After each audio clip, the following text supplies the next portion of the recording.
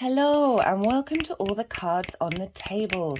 My name's Chloe and I work with card divination, astrology, and I channel energies through my body. As you can see, my hands are moving around right now. These are the energies wanting to come out to play. They help bring a subtle level of energy energy clearing, healing and integration of the messages that are going to come through. This is an all 12 signs 2-part video for Venus entering into Aries. She moved into Aries an hour after the new moon in Pisces was exact. There was a big shift in energy. I wanted to sit with the energy for a couple of days to see what messages were coming through from her, to see how this is going to affect us in this particular momentum of her cycle. So Venus in Aries. What's that all about? She's been there from the 20th of February. She'll be leaving on the 16th of March. Aries is a fire sign. It's the first sign of the zodiac. It's an action-based sign. It's a yang day sign. So there's a lot of momentum here. And it's the spark of life. It's the first fire sign, as I said. Like it's all linked into autonomy. Being very independent, forging out, doing things by yourself. There's an element of competition because Aries is ruled by Mars. Mars can be linked into, traditionally the god of war. So there's an element of conflict here, but in battle it is a sense of competition. But there's also motivation here. There's a desire to do. There's a desire to be in motion. Mars likes to have tasks to do. It's always best to give Mars a job that sort of aligns more with your personal space rather than letting Mars take over.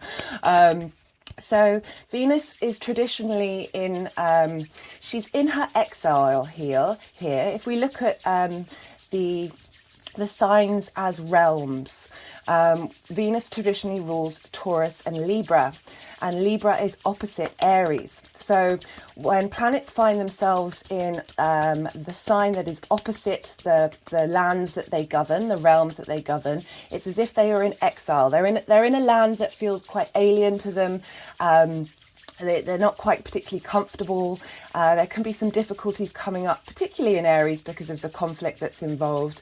But it just gives Venus just a little bit more of a challenge. What came through was this duality between harmony and challenge, and how to integrate that into who you are and what you're doing, to be able to go with the flow even if the flow is producing challenges.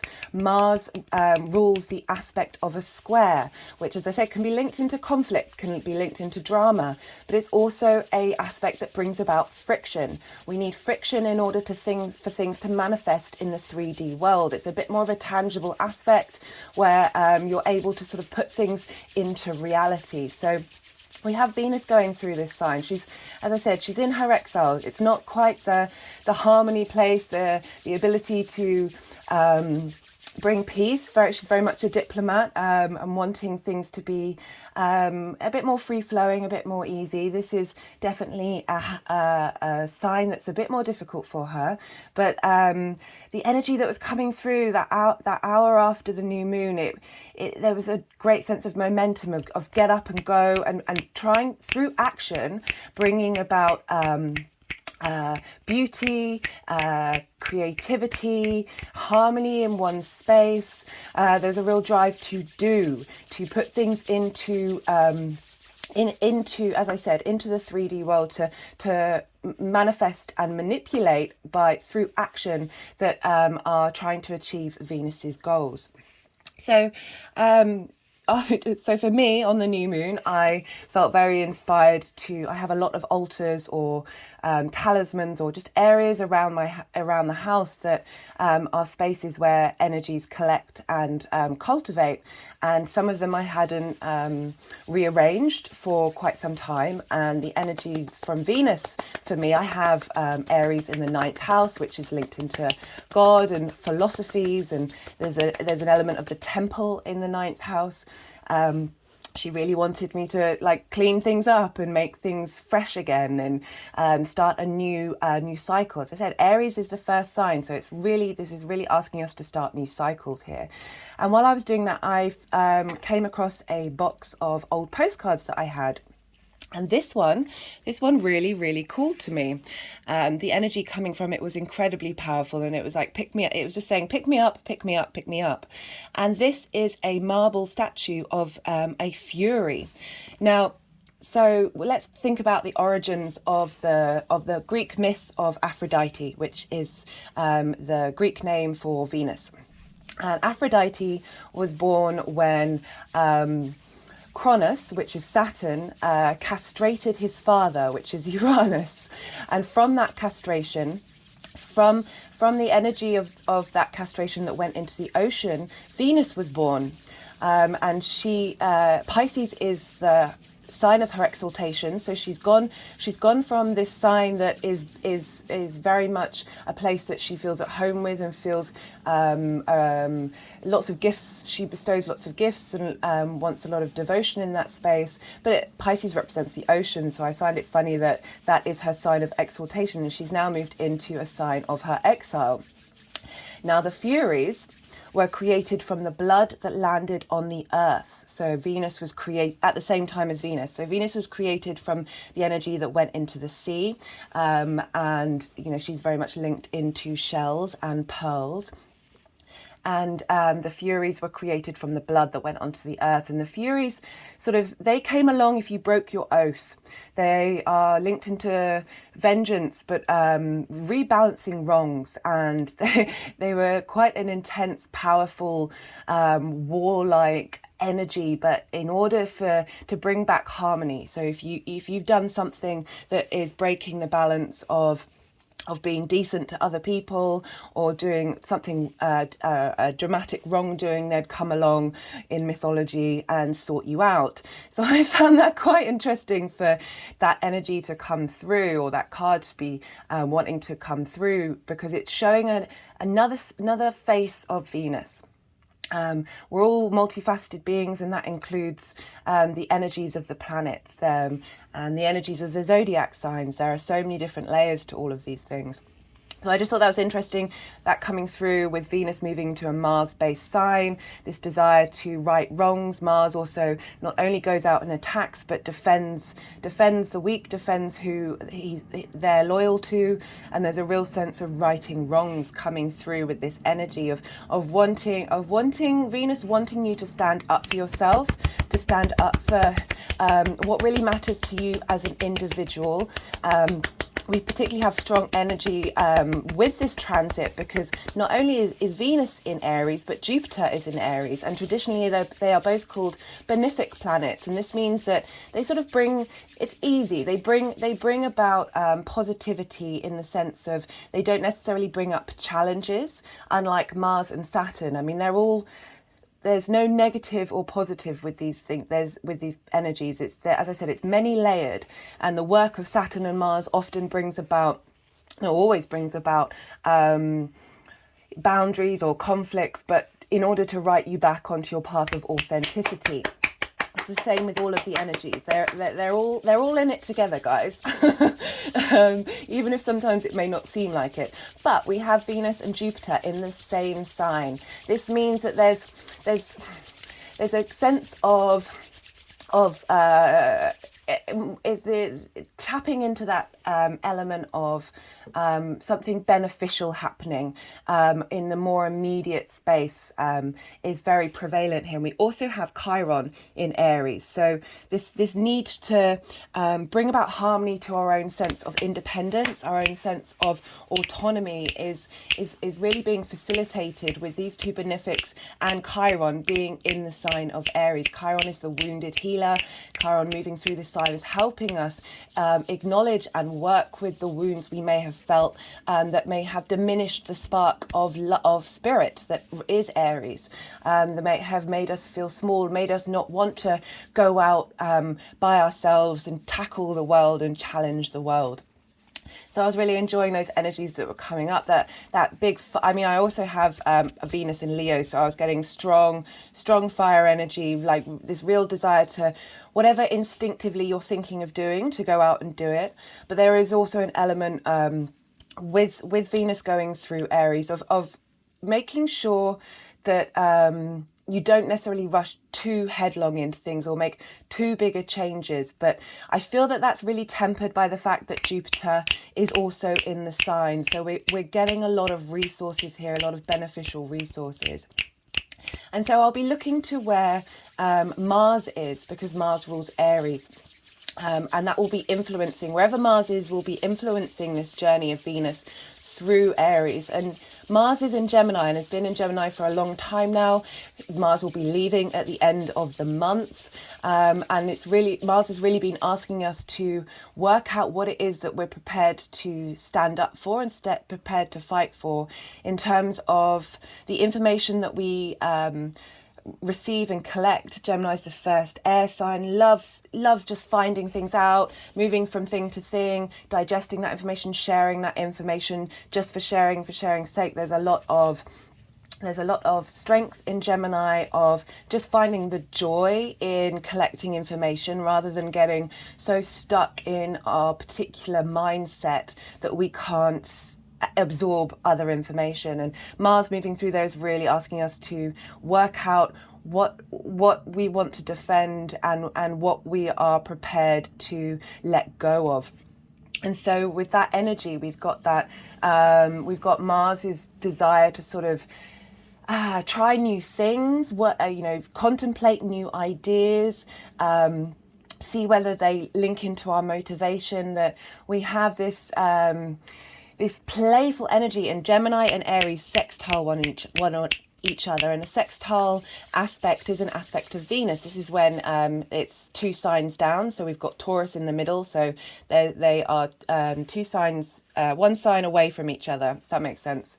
But yeah, anyway, so that's an aspect of Venus. Venus, as I said, wants to bring harmony, wants to bring connection. It's linked into relationships, how you relate to others. But with this Aries energy, I really feel like it's how you relate to yourself, how you stand up for yourself, while integrating that into your relationships with other people. And this sextile is bringing about that motivation of thought into how you tap into your passions about yourself. So we've got some really great facilitating energy here with that Mars-Venus sextile. They're getting along. They're wanting to for things to be a bit more free-flowing, a bit more easy, bring about inspiration of how you look at yourself, how you incorporate information. Really enjoying this transit so far. I pulled a couple of cards off camera to see what the energies of Venus collectively were coming through rather than on an individual level. And these two cards were from the Shamanic Oracle deck. I'll put all the links to the decks in the description box. And we have Standstill. And this is linked into the energy of Venus being in Pisces, of being receptive, of letting things come to you, and contemplating them and absorbing them and being at this real stillness. We still have the sun moving. We've just had the sun enter Pisces, so we have that light of the sun, of shining a light on that area of our life that Venus has just gone through. So there's still this kind of duality energy with this Aries Pisces contingent right now of wanting to take action but also being able to be receptive at the same time. It's really asking you to hold space for both of those modalities. And then I pulled this Jaguar card. Now I'm going to read out the description, and this is, there's this pouncing energy. There's this taking action energy and defending. Venus is all about wanting to defend you and defend the things that it loves. And so I'll just read this out. The jaguar is the protector of all life in the Amazon, and in times of fear she brings courage and certainty. Jaguar is at the top of the food chain and never becomes prey. With great stealth, she can track her mark from a distance and not be seen or heard. She moves gracefully through the jungle. This kind of makes me think of Venus moving through the realm of Aries. So she's in this quite probably chaotic energy, this very hot energy, and this place where there might be dangers and there potential challenges coming up. That with the Venus energy in Aries is there's this smoothness, there's this grace to this ability to tackle these challenges. She's relishing the abundance of the rainforest, fearless and at ease. Jaguar knows the way beyond death and is the master of the shadows, blending invisibly between light and dark, day and night. I really like this. Feels like a combination of Venus having come from Pisces, which is a night sign, this receptive sign, and Pisces is all about the bringing into balance the acceptance of the light and the dark. The invitation. Jaguar calls you to explore beyond the walls that confine you. I love this. Venus is in exile. She's in a land that is unknown to her, uncomfortable to her. I mean, it's not completely unknown. She does this cycle. She's been here before, but it's you know, when you go somewhere that you is unfamiliar or is not common to you, that you can really lean in and relish the excitement of being in a new land. But there's still that. We're meaning-making machines. When we're in areas that we don't know, our mind is, you know, if you ever walked somewhere for the first time, it seems to take a lot longer because you're assessing everywhere, you're figuring out where to go, but the journey back is always so much quicker because you've gone over that territory. But there's that imbalance of that balance of being excited, but also you're using a bit more energy to try and work out those surroundings. To go outside your normal routine, to push your limits and boundaries. She is delivering an invitation from your own future to investigate the unknown, to venture into the mystery in the dark places you've been reluctant to explore. Don't know why my words are all over the place. Mercury's currently trining Mars right now, so maybe it's the speed of Mars in Gemini, and there's a mixture of clarity and yes, there's definitely a lot of energy in my body right now. Toss all caution to the wind. Know that your Jaguar instinct will serve you. The medicine. What in your life needs to be released? What have you carried around with you for far too long, which is ready to be let go of once and for all? For me, this is Chiron. This is Venus entering the sign with Chiron, helping bring a smoothness and ease to that emotional healing. Jaguar medicine is available to heal the fear so you can allow it to go. It's time to come out of the shadows and end the shadow games that you may have unconsciously agreed to play. Call on the Jaguar to unfetter you from toxic relationships and recover your natural instinct for the right people and situations. I love this. I love this message. It seems incredibly powerful for Venus's journey. There's a lot of being able to look at difficult things and having this sense of ease with it, this sense of drive and motivation to tackle things head on. I also pulled this card from the Divine Goddess Oracle, and this is Anadamni Ma, the joy permeated mother. I am my own guru. I know the self that never changes. I love this for Aries energy. You are your own guru. Aries is very independent. It wants to strive off into uncharted lands and do it for themselves, and not necessarily seek wisdom from others before doing so. There's a lack of preparation, but I really appreciate that with Aries. It just goes headlong. It's very matter of fact, very much themselves, and doesn't. It's not that they don't care about other people's feelings. It's that there's such a directness of self that is so unfiltered that isn't over analyzing, having to mask themselves in order, depending on who they're around. And I really appreciate that Aries energy. No, I know that the self that never changes. So that spark of life that we come in with, that eternal part of who we are, the I am, that never changes. We have many different parts of us that do change. We're constantly evolving, but we're also connected to the eternal. This is the wonderful thing about Pisces and Aries combined energy, of being aware of that multifacetedness, but also aware of that single part of you that is connected to source that never changes. Let me just run through. So I'm not going to read all of it. There's a lot in here that's really wonderful. Is this figure in the 19th century who essentially, from the moment she was born, she knew who she was, and she was in states of ecstatic bliss and was able to love everything and everyone as they were and who they were, being able to see themselves as themselves, and never she was very able to tap into that eternal part of herself and be able to sorry, where was it? I'm just losing my train of thought. There was one particular sentence I should have written it down. She refused to be called a guru, insisting that we are all ultimately one self. She loved all living creatures exactly the same, including herself. She explains that she's aware of her true self. She knows that before she came to Earth, she was the same. As a little girl and later when she grew into a woman, still she was the same. And now she remains the same. Even after death, she says, though the dance of creation changes all around me, I shall be the same.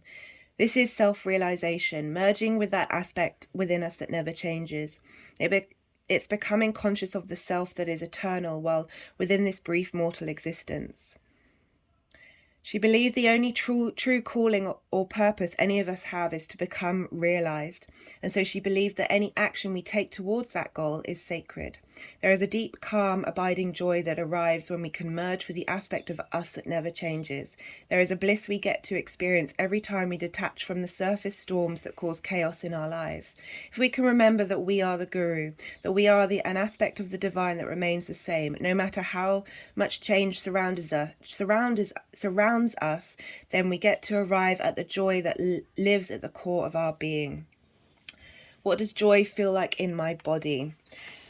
Is the meditation question. I absolutely love that energy coming through. It's really sort of bringing together this Venus in Aries energy.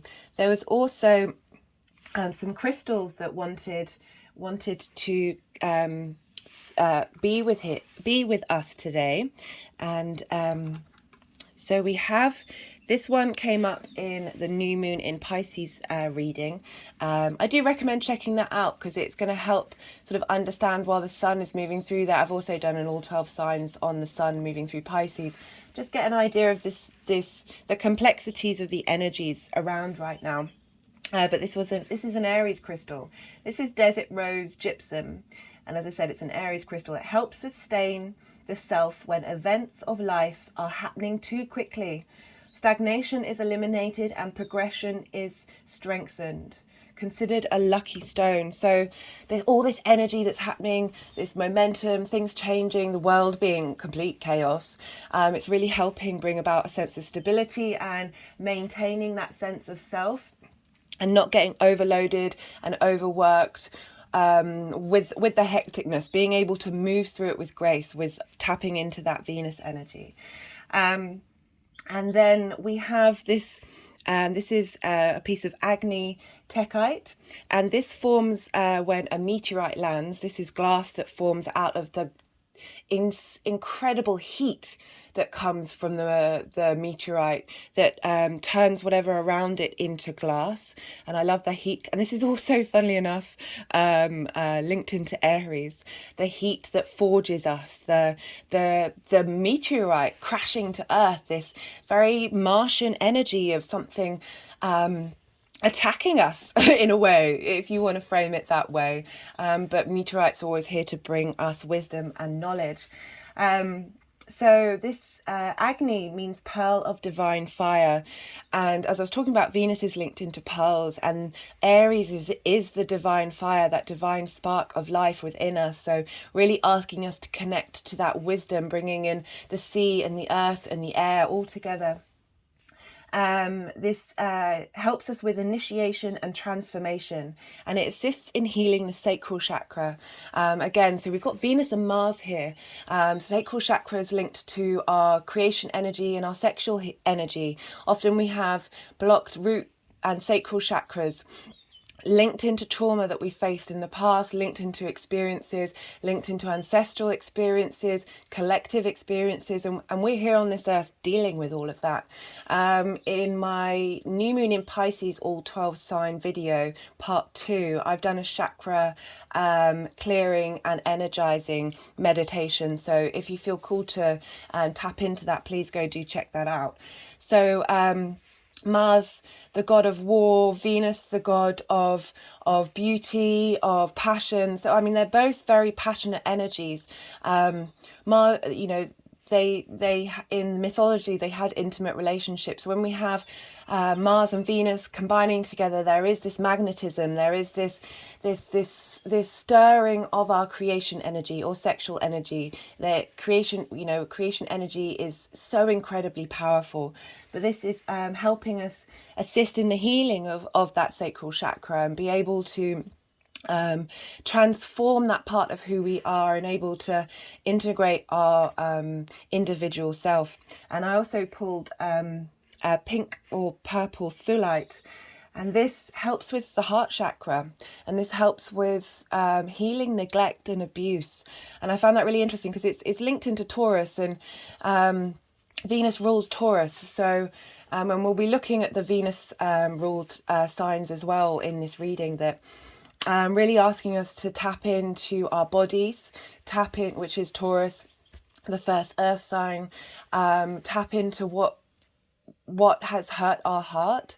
And so often that is caused by abuse and neglect, and however that comes up. And I love that these are coming through for us. Where does these love that. If you can see, they've been placed on her hands. She's holding this energy in that space for us to heal. So I'll be pulling quite a few cards in this reading. Do check out your rising sign first. So I work with traditions of astrology that came from the Greco-Roman time about 2,000 years ago, and that works with the whole house system. And this is where each sign is one whole house, and if you know your birth time, the ascendant is incredibly important. This falls in your first house. This is the house of self. So I'll be in each of the signs, I'll be bringing in the astrology, and this will link into those of you who have that sign in your first house, or the rising sign. This is where your ascendant is. So do check that one out first if you know your birth time. Otherwise, obviously go for your sun or your moon or any other sign. We have all the 12 signs available to us. And when I talk about the aspects linked into the astrology for each sign, the aspect energy and what that means is still relevant regardless of whether it's talking about the rising sign. So that is still relevant for those of you listening who it's not linked to your rising sign. And so I will be pulling 5 tarot cards. The first card will be the energies of Venus in Aries.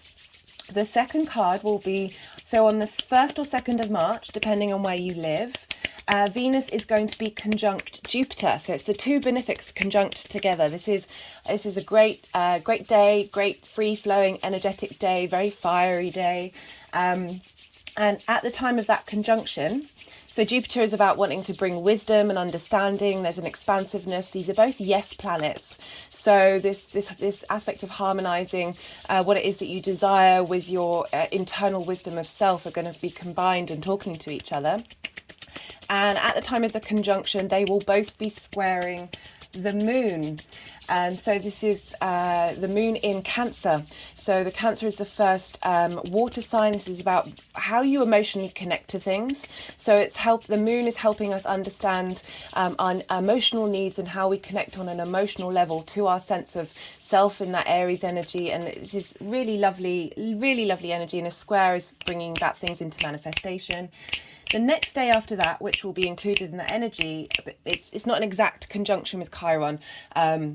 Chiron Chiron's a degree away, but it's still very much, they're all conjunct together on that day. But the exact conjunction of Venus and Chiron is the next day. So the energies around this time are going to be really potent for self-healing and being able to tap into your emotional needs and being able to transform those, because we've got that square aspect.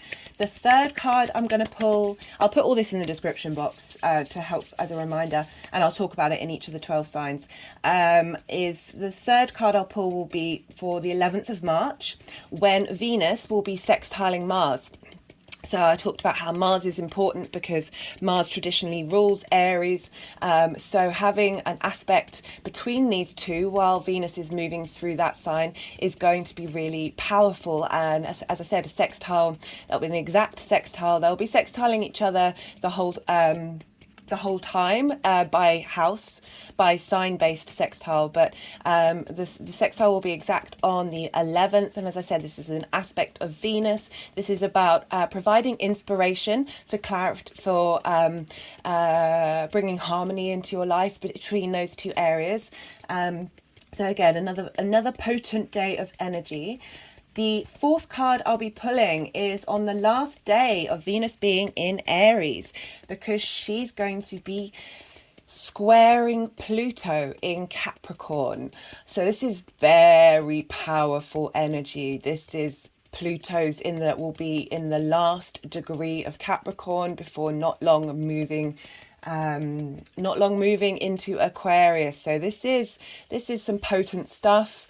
And they're both going to be at 29 degrees, the last degrees of the signs.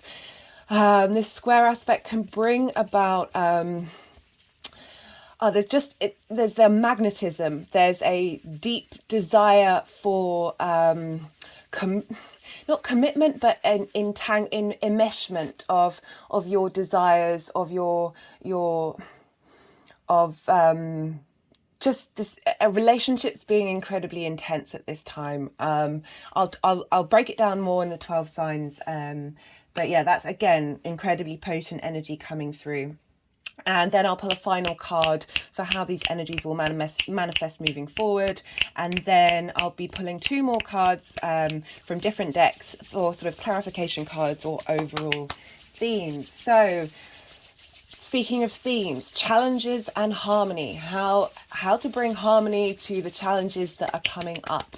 And these challenges are all forging you in the fire of self, helping you bring about a new cycle to how it is that you want to be and what it is that you want to do. I'm loving this energy already. It's really helping with the sun moving through Pisces. There's this the sun is in a receptive space of what's going on in the outside world, and just absorbing and amalgamating and transforming. And there's a lot of magic here. I've certainly noticed that the synchronicities are becoming cleaner. Like there's a finesse to them right now, and they're just building and building and building. Right, so I'm going to be starting off with Aries because that's where Venus is, and then I'll be working backwards for 6 signs, and then part 2 will be the final 6 signs. So I hope you guys enjoy this. I'm certainly enjoying doing this energy right now. I feel very energized.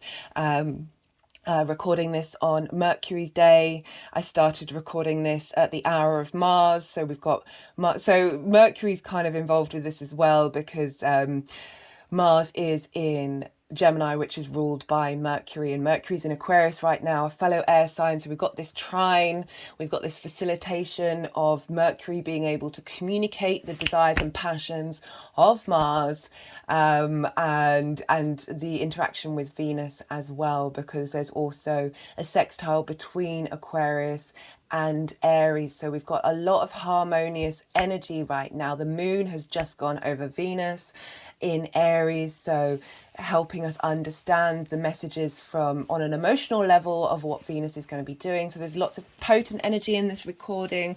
Just not surprised. I'm feeling very, very energized.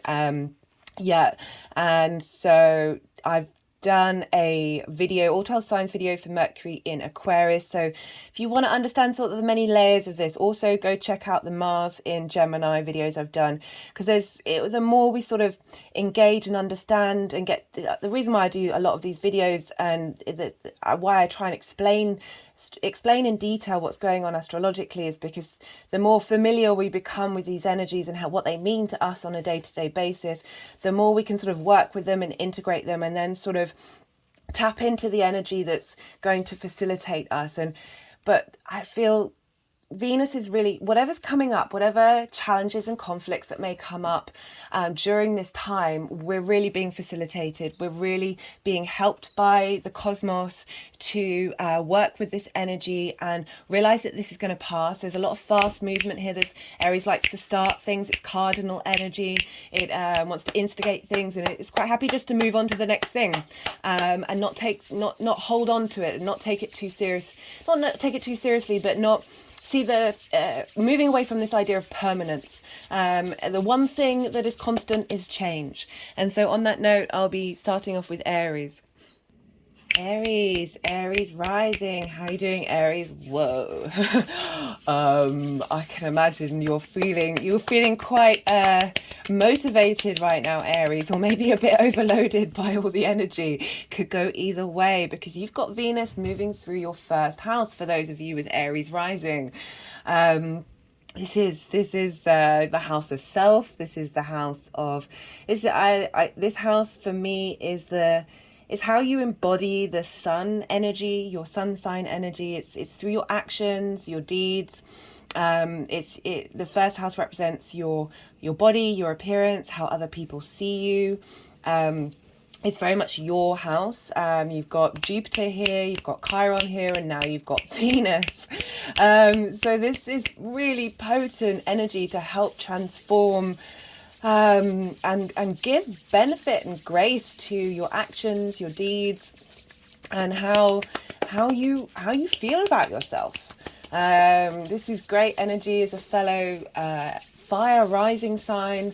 I've got a lot in Leo, and so there's this potency is being magnified. So I can only imagine what that's like for you, Aries rising. For those of you with Sun or Moon or any other placements, you're getting a real boost of energy with Venus moving through that sign, wanting to defend you and your independence, really wanting you to be authentic to yourself, and how you are able to then be yourself without creating disharmony, but being prepared to stand up, because I don't know if you watched the introduction of the fury energy of righting wrongs, of making sure facts are facts, and people, really being able to have the strength to stand up for who you are and be integral to yourself,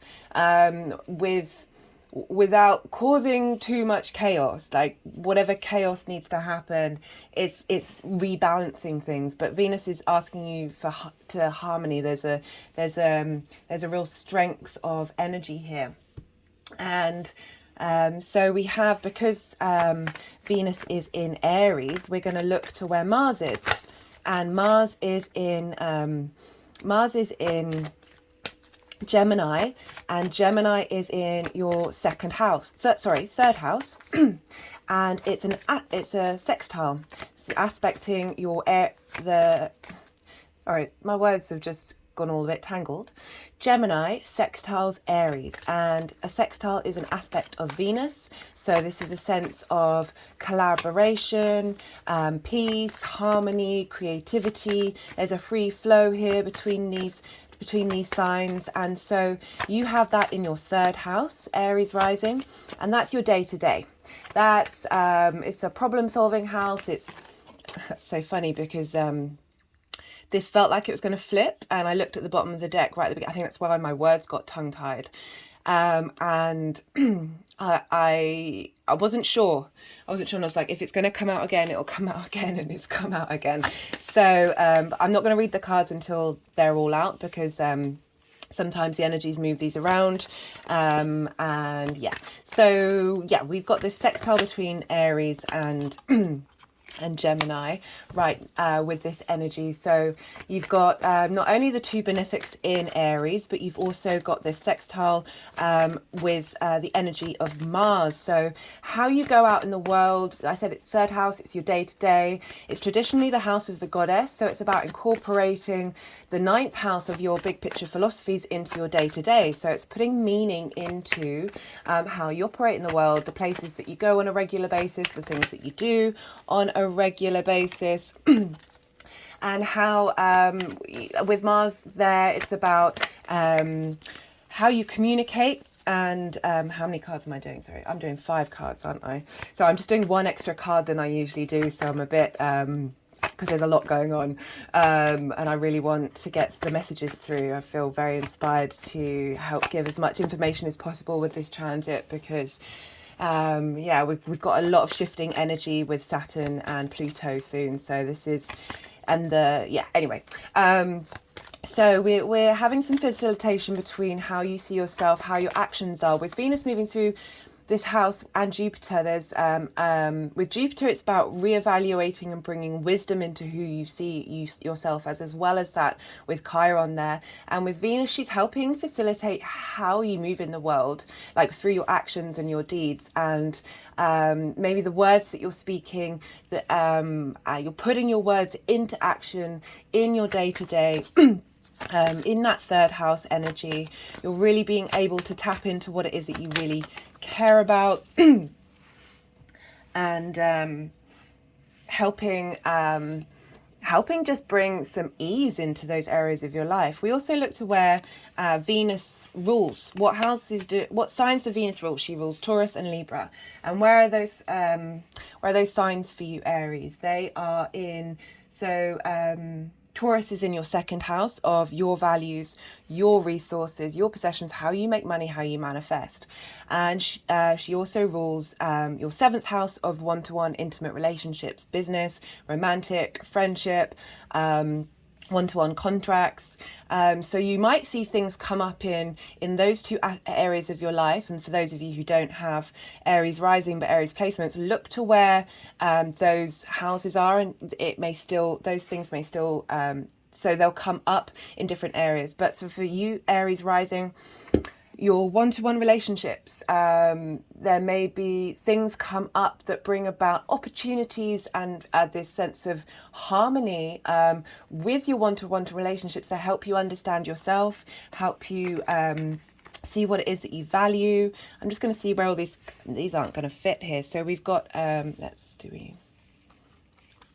going to see where these cards want to go. So we've got 3 conjunctions we're going to be talking about. We've got the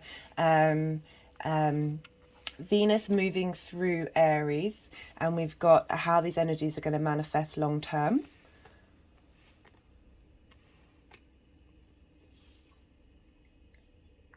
Just going to wait a second to see if the energies want to move these around anymore, because sometimes they do, and I just want to see before I interpret the cards. Really liking these cards for you, Aries. Okay, so they've not moved. Right. So I'm getting, this is the Venus moving through Aries for you. And so this is the 9 of Swords upright. This means sleepless nights, anxiety, worrying about things that you can't control, losing your sense of self in this mental torture that's when we don't sleep well, when we're tired, we're not ourselves. We're not able to be the fullest version of who we are. And in the traditional Rider-Waite, there are roses here on this cloth, and it's asking you to sort of look to the small things that bring you joy, rather than in order to help move out of this space of worrying about things in that we can't control. Worries can be prayers in reverse. This is not, but with our headspace, sometimes it's more that you still have those worries, but you're not connected to them in an embodied state. I'm going to talk about this a lot more in the Virgo full moon reading that I'm going to do, that's come up a lot for me. And the journey of acknowledging that these thoughts may happen, but not connecting to them on a physical space, not letting them take you over. Anyway, you got this in reverse. So this is Venus helping you clear out those anxieties, clear out, especially in that first house of your body, of helping you move through this, with Chiron moving through that. It's been an intense journey of self and understanding what it is that you care about, that Venus is really helping bring about harmony to this and helping release those tensions, release that state of anxiety, helping shift gear.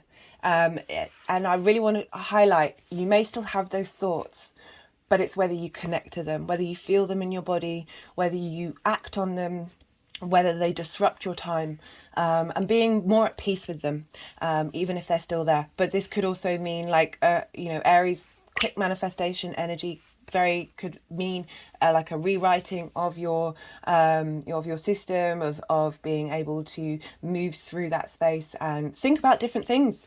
Think about things that don't bring you strife and trouble and seamless lights. So for the conjunction with Jupiter, because the Venus's conjunction with Jupiter and also Chiron with this square to the moon in Cancer, this is gorgeous. Ace of Cups. Aces are such potent energy. They're a fresh start. They're a new way of connecting to your emotional self. So I like this with the moon in Cancer squaring this conjunction, of really giving a sense of renewal, especially after the Nine of Swords. Even though it's in reverse, it implies that you've been going through that space. That this is, you see this water, it's pouring into it's just completely overflowing. I always say, give from your saucer, not from your cup, because that implies that your cup is constantly overflowing rather than depleting yourself, your inner source. Top that up, focus on you, it's okay, it's not selfish to do that. Make sure that your resources are in a state of abundance. And with this conjunction in your first house, I really see that a new flash, a new way of being able to connect into the depths of your emotional space, a new love of self, because this is the first house for you, Aries. Aries rising. Just had quite a big energetic release. I keep meaning to say at the beginning of these videos, when I say I have an energetic release, it's usually energy leaving my body through my mouth.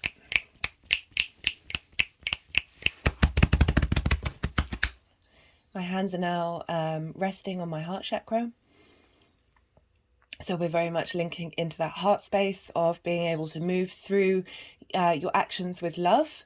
For yourself and the world around you, because if you look, the water is nourishing the earth below it, and we've got the doves of peace there, of bringing a sense of calm after this storm. And there's a portal in the background, so aces represent portals as well, of walking through a new portal, starting a new cycle. So with the 11th of March, we will have Mars sextile Venus. And this is the Nine of Cups. As you can see, there's a genie here. It's often called the wish card. I very much link it into the embodiment of gratitude to everything that's happening in your life, being content in the moment. And when we embody that space of genuine gratitude for whatever's going on, and it can be the good, the bad, and the ugly, because when we get into that space, we open ourselves up to the possibility of anything, and of our wishes being fulfilled. There's gratitude. I'm sure we've all heard it so many times, but it is one of the most powerful things to help us It's not about not being informed about your reality and not having preferences. It's not diminishing that. It's allowing you to be free in the moment, in that space, full of gratitude, because rather than these worries and these fears that keep us small and don't necessarily produce ideas of being able to escape that space. When we are in this space, we are able to contemplate possibilities to make things change, to be our own genie.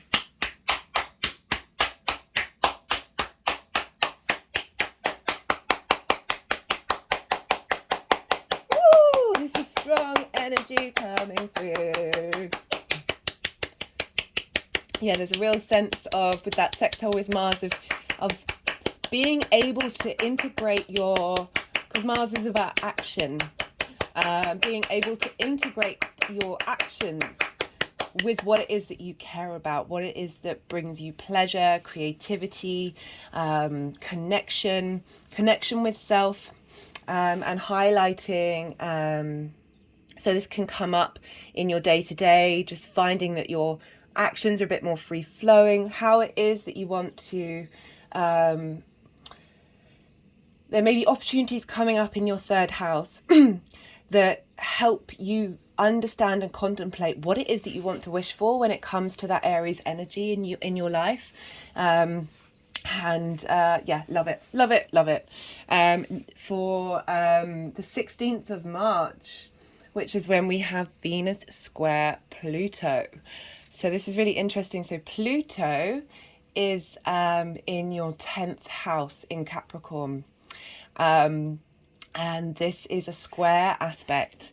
This feels like, so Pages is full of vitality. It's one of the most, along with the Fool, the Pages are the youngest, most vibrant cards energetically in the deck. You know, just this came up in another reading and I was like, just look at this guy's face, you know, very smiling, flushed, happy. This fish represents imagination.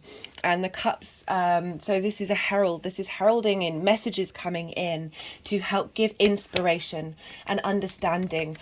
We've got this square between your 10th and your first house, so really helping combine that energy and bringing, so the 10th house is your life purpose, your life passion, your career, how the big outside world sees you. Pluto's done some deep transformation in that area of your life, and really this final message with Venus and Pluto is helping bring in inspiration and like vitality into how you look at that area of your life and how you want to move forward. The Page is always about moving forward in the future. There's a sense of sort of apprenticeship with the Pages, but this it's more that the willingness to try, the willingness to go out and do and explore. And I love that this is coming up for you, because this is again, it's tapping into the Ace of Cups, because the Page of Cups is holding the Ace of Cups. And really bringing forth creative ideas of yourself and your career combined. And the final overall message of Venus... sorry, I'm laughing because I just words. So we've got the Aries energy, and Aries can be, as I said, very independent. There's a youthfulness to Aries. There's elements of recklessness, Aries, I'm not going to lie. And I've talked about this in many of the readings. It's why I've got the stag here representing Jupiter in Aries, of helping bring wisdom to that space, that youthfulness, which is so important and special to us all, that being able to be both the youthfulness of the Page, of the Fool, of just going out there and doing things, with the wisdom of the Queen. And I love how this has come up for Venus moving through your sign, and how the energies are going to manifest long term of being able to harness your passions, harness your motivations, your desire for excitement, for journeys, for doing, for being. And it's coming from a place of autonomy and authority. Queens have a lot of wisdom. They know what they're doing. They're seated on thrones. They have that sort of I say the word grounded, even that can be linked into the earth sign, but I think it's important for all of us to be grounded at this time with Uranus moving through Taurus. But it's showing a sense of, unlike the page, is sort of, there isn't, there's more complexities with the Queen, and as I said, they know what they're doing. They've experienced things. They are ruling over a land. Oh, I love this. So traditionally, linking into houses used to be called realms. So, and you have the first house, your first realm of being the leader of your realm, having real autonomy over who you are and what you are. Okay, so I'm going to pull a card. This is the Oracle of the Radiant Sun. And we've got Venus in Sagittarius, which is flirtation. I like this coming through. This is, again, it's that magnetism of that Mars and Venus energy of, there's a playfulness here. You're moving into a space that is more, think of yourself as your own beloved. So you have Sagittarius in your 9th house, which is your house of this is very potent energy today. The house of your higher philosophies, of how you map out the world and how you find your place in it. And that's you know, so this is Venus and Sag. So it's asking you to be, as I said, be your own beloved and integrate that desire of wanting to understand yourself, wanting to spend time with yourself and where you are in the world and how you are in the world. I love that. Let's see what else wants to come out. I'm going to pull a card from the Numerology deck to see what wants to come through. And I don't know I did point that out. We've got those 2 Aries crystals. I'll put the descriptions in the description box. Over the 9 of Swords in reverse, really helping bring about strength and helping you move through this space. So, Numerology card. What wants to come through? I'm so buzzing from this energy, it's ridiculous.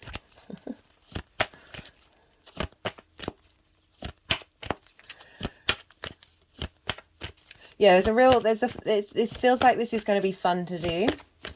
You know, Venus in Aries, there's a playfulness here. There is a sense of competition as well, but it's more wanting to be present, wanting to be a part of the world, wanting to go out into it and engage with it and wanting to try your best and do your best. And yeah, there's an element of wanting to win, but it's more, I feel this is more with you, Aries rising, this is an integration of self. This is being able to smile and laugh. It's great that flirtation so that's not wanting to come through yet. Sometimes the cards won't come out because they want to do some energy work. I really hope you can hear me over this clapping. Ooh. Yeah, that we've got this 9 of Swords in reverse, and then we've got this flirtation card, which is and the Ace of Cups. And the Page of Cups. I love this. This is great. This is making me super happy. But as I said, there's a playfulness to what's going on. There's a desire to commune. We've got the Adventure card. Love that. Again, that's sort of tapping into, so it may be because of this Mars in Gemini in your 3rd house that it's also to do with short distance travel, that there's starting a new course. Got the Wheel of, I was just pulling a card from the First Light Tarot deck. We've got the Wheel of Fortune, spinning, fate, change, fortune. Now the Wheel of Fortune in the Rider-Waite deck is linked into Jupiter, and Jupiter's there, so there's big change coming. There's new adventures, a new cycle, a new doing. But as I was saying, the 3rd of the third house can be taking a course in something you haven't done before, and that can be linked into the Page of Cups as well. So that an opportunity may come up for that. But as I said, we've also, you may think things are going to crop up in your 7th and 2nd house that are helping facilitate this energy, and give guide tips and wisdom and signposts. And there's going to be a lot of synchronicities because we've also got the Sun moving through Pisces. So we can't avoid that energy coming through. Oh, this is great, Aries. Love it. Do comment. I really would love some interaction to hear how this feels for you as well, because this is I'm really enjoying this. All right, Aries, be well until we meet again, and yeah, this is great. I love it.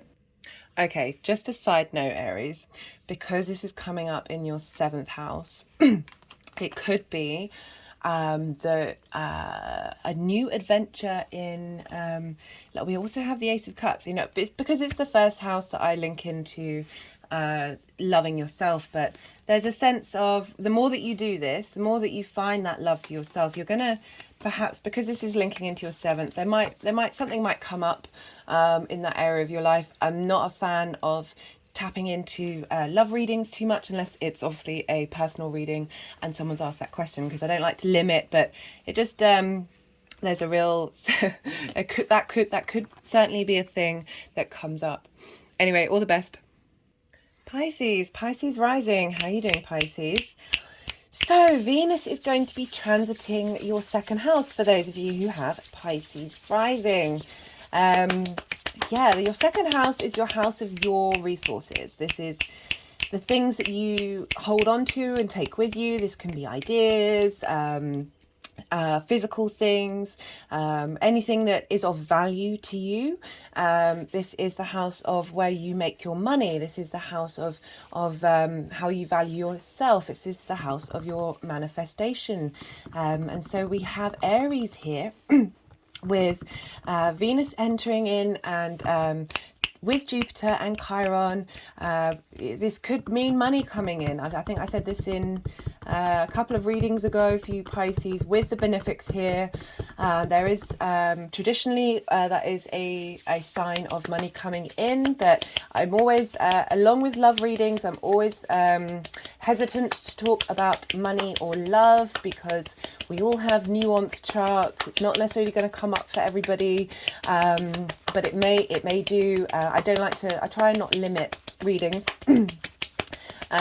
So yeah, we've got these two benefics moving through your 2nd house, helping you really understand and reevaluate what it is that you care about, what it is that you value, where you want to put your resources, and how you're able to manifest in the world. And we have Mars, so we look to Mars because Aries is ruled by Mars. And Mars is in your 4th house, has been there for some time, will be leaving at the end of the month, and Mars will be sextiling Venus. And this is bringing about a sense of ease. You may have felt some conflict in your home life because of Mars in the retrograde in Gemini. Things should have been calming down and figuring themselves out, whatever may have happened. If something dramatic did happen, for the long term, it's in your benefit. It's definitely sometimes, it can feel like a tower moment, but it's yeah, anyway. But we've got this sextile, and this is helping facilitate what it is that you value because of what may have come up with Mars in Gemini during this time, really helping you understand who you are, what it is that you value, how you value yourself, and really bring a sense of ease now between your home life. Sorry, the 4th house is your home life, your foundations, your parents, your ancestors, your private life. It's the roof over your head. There's a real sense of ease coming through with these benefics sextiling that house after having gone through that retrograde. We also have Mars squaring Pisces.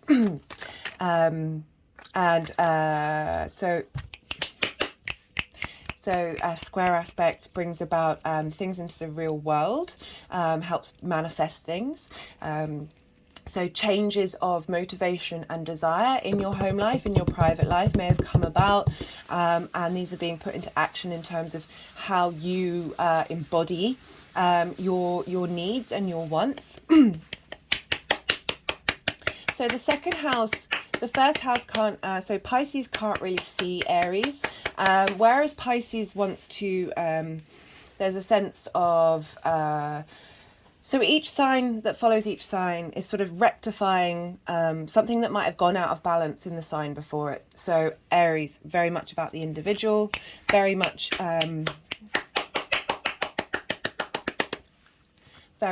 about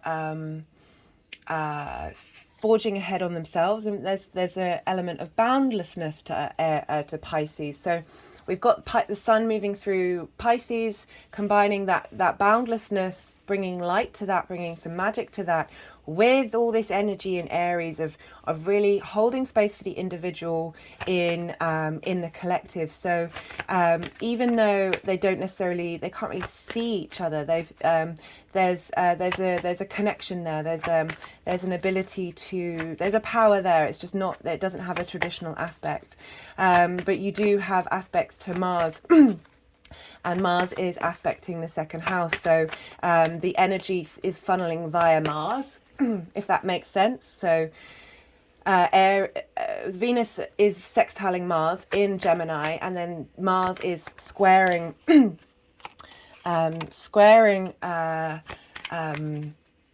Pisces energy. So it's funneling back through your home life, back through what you do by yourself at home, how you connect to your ancestors, how you connect to your roots, your foundations, helping you work out what motivates you, what needs cutting go and letting go of.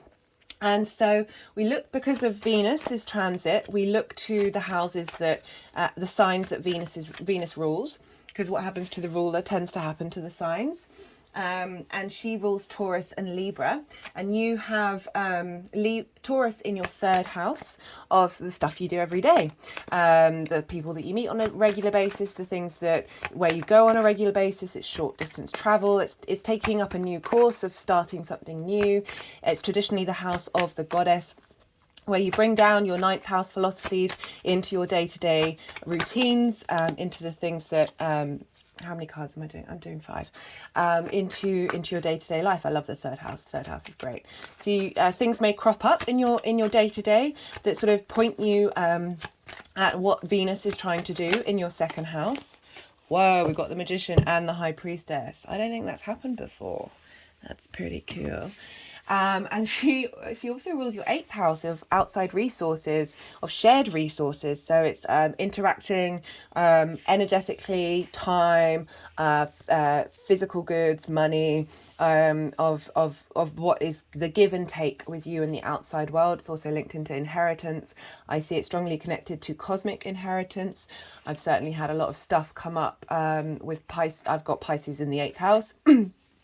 Of the energies that I channel, my relationship with the energies, the give and take with that's certainly been coming up a lot since the new moon. So you're going to, things may come up in that Libra part of your life, of maybe bringing things into balance, of resources that you may have not felt that or the things that you've wanted. There's a sense of righting wrongs that we've got going on here. So I'm just going to move these cards around to see where they want to go.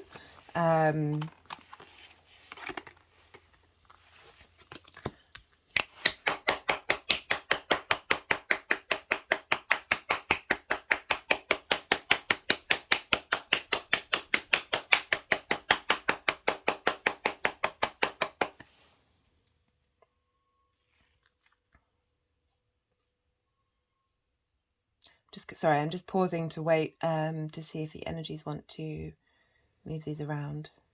Sorry, I may have just said that. Sometimes when I'm channeling, my brain goes completely blank. We're very much in the present.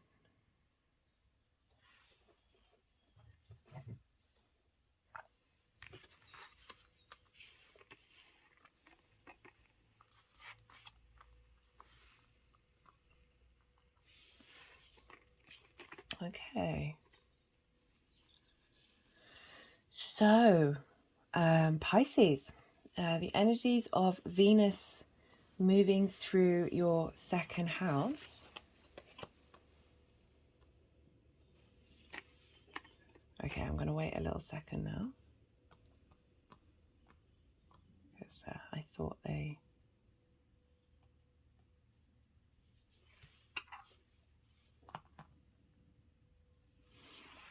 just moved the Agni Techite there, which was a pearl of divine fire, initiation, transformation, and assists in healing the sacral chakra.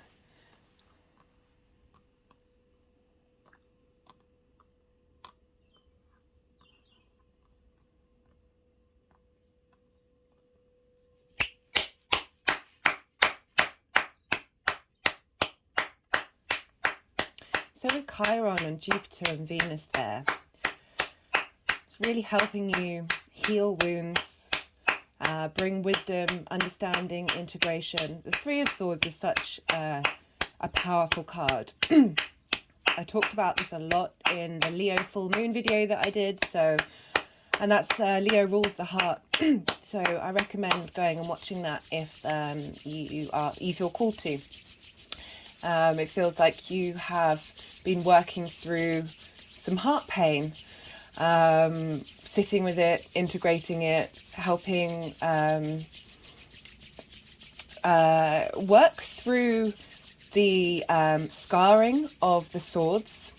When we have energetic scarring, it blocks the flow of energy, blocks the flow of our chi. And doing that work is really, really important. And for those of you with Pisces rising, so you've had Saturn move through your 12th house for some time now. And that's been trining your 4th house where Mars has been. I just wonder if you've been dealing with heart issues, traumas that you face. Doesn't have to be romantic. It doesn't have to be limited to that. It can be any heart trauma that you've been working through those during. Sorry, the words are getting stuck. My hands are just over my heart chakra. That you've been going through it with that particular transit. I mean, Saturn likes being in the 12th, but regardless of that, Venus moving through Aries, that, you know, your resources, what you value, how you value yourself. So my hands were just immediately at that gone back over to my heart chakra. The Venus's transit through there is helping release those swords, helping really fully integrate that, what you've learned, the lessons that you've learned, and your understanding and your compassion, and you're letting go of those things and transforming that energy into a space of peace rather than torture. That as she's moving through your 2nd house, it's really helping you ingrain that sense of who you are, that Aries energy in how you look at yourself and how you look at what it is that you value and what it is that you care about. And that sextile in your home life. So it really helping facilitate how you want your home life to be, how you want your private life to be, the healing that you may have done through that time, and moving forward is really beautiful. Because we've got this is for the 2nd or 1st of March, depending on where you live, when Venus is conjunct Jupiter and Chiron square the moon in Cancer, and Cancer is in your 5th house of creative energy. Creation energies can link into romance, amusement, play, fun. And I love you got the Knight of Wands, because after what I was just saying, we've got these benefic energies, these yes energies coming to your defense. I see this Knight of Wands this is your passions, this is fire energy, this is your motivations, your desires, your need for adventure. And I love that this is coming up for that conjunction, because it's saying you are being supported by the universe, you are being defended, you are being battles are being fought for you in order to be at peace, to be able to feel strong, to be truly yourself. Everything that's going on, everything that's coming up is helping you get to this space of then defending your own passions, your own instincts, your own motivations, your creative drive. I love that. I love that. I love that. And then for, oh no, they just want to do a bit more energy work. And then for the 11th of March, the sextile with Mars, the exact sextile, we have in which I was just talking about with in your 4th house, we have the 6 of Swords. And 1 second, I just need to take a sip of water. We have the 6 of Swords. So this is kind of linking in to what I was talking about Mars in your 4th, and then with that trine to Saturn, helping like bring wisdom of that understanding of yourself as the 12th house into your private life. But it's also squaring your first house. So there could have been conflict or just being able to work through things. I'm really getting a sense of with that combination of you being able to connect to challenges, connect to conflict that has hurt you in the past, because we've got the 6 of Wands. You notice here the water's quite choppy, and then the water where this figure's going is calm. So this is about going on a journey. It's the air sign, so it can be linked on changing a different perspective of the way that you look at things. So these figures have it's also called the science card, and I link this into because these are the things that they're taking with them. These are the tried and tested things that stand the test of time and that work. I really feel that with that trine to Saturn in Aquarius, of longevity, of really asking you to work on your foundations, and get rid of that doesn't serve you, and hold on and bring with you what does, and because you're going on a journey, you're going off to a new land, a new mental space. And that is coming up with that conjunction of moving into that, either moving into that space or having some more clarity about how you're going to move into that space, but definitely really positive energy moving in from that 3 of Swords space before. So for the last, so we've got the square that's happening on the 16th of March with Pluto. And Capricorn is in your 11th house of hopes and dreams, groups and alliances, but they responded to hopes and dreams. And we've got that square with, Capricorn. That is in, my brain's just gone.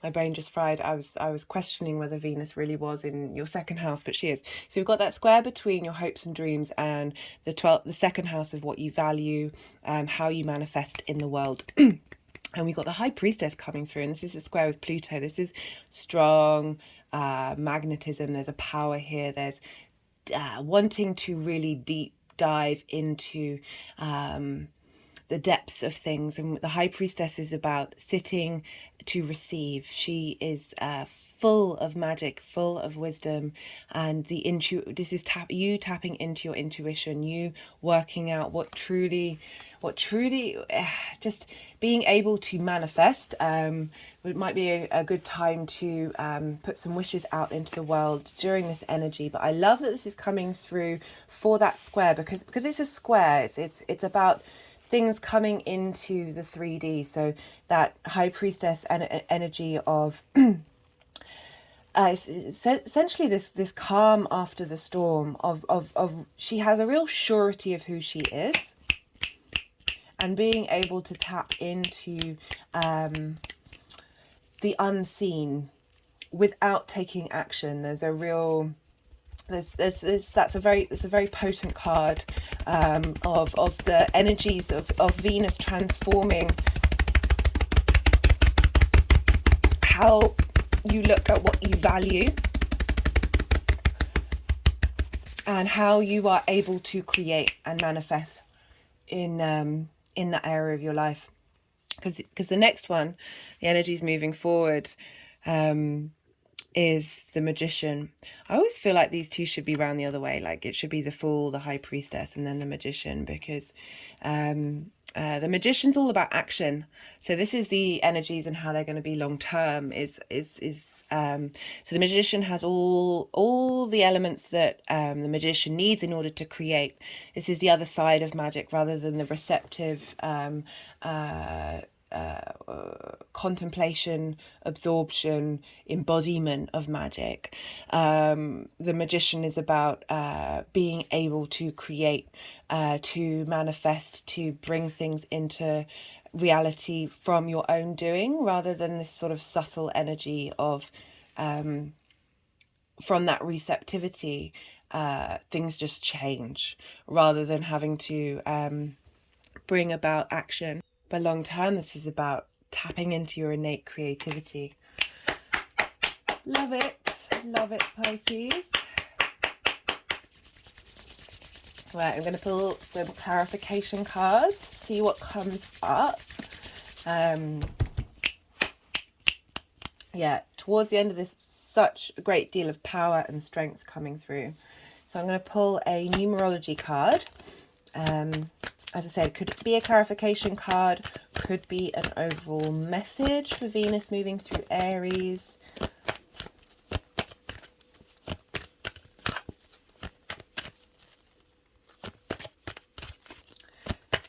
Yeah, she's really asking you to stand up for who you... Oh, no, there's too many there. Stand up for yourself, to get up and do, get up and be.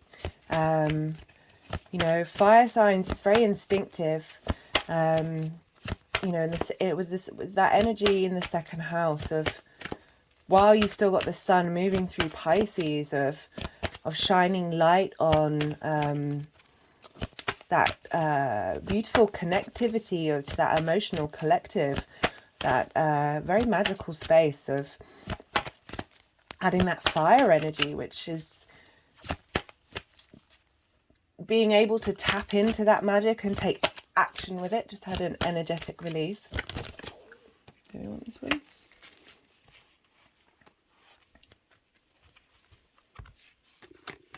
So we've got the effort card. Sorry if you can't read that.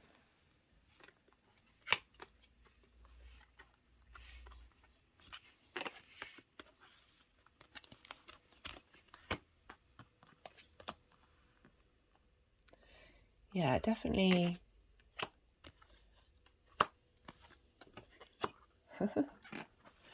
highlighting the fact that you've been through some stuff, and you've put in the effort.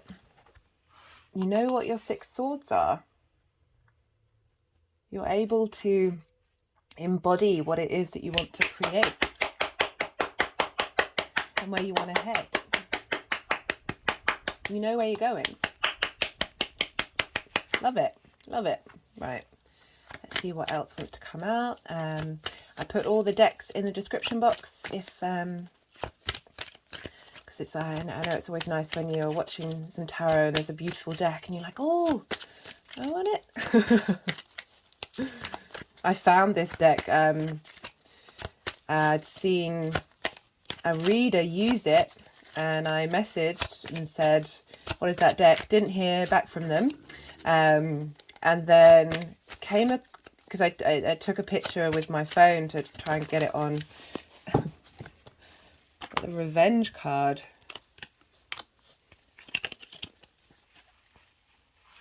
Maybe this is linked into the Furies. An organization. We've got Mars in Scorpio and Mercury in Capricorn.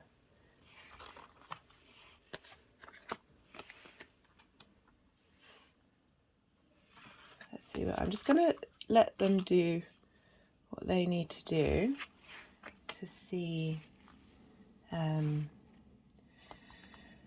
maybe moving through that energy of revenge, that heart space of that pain. And through that pain we want to take revenge because you've been addressing the pain, that stuck energy of an eye for an eye, or I want that situation to hurt, or I want that person to hurt, because it's gone under the healing crystals. Oh,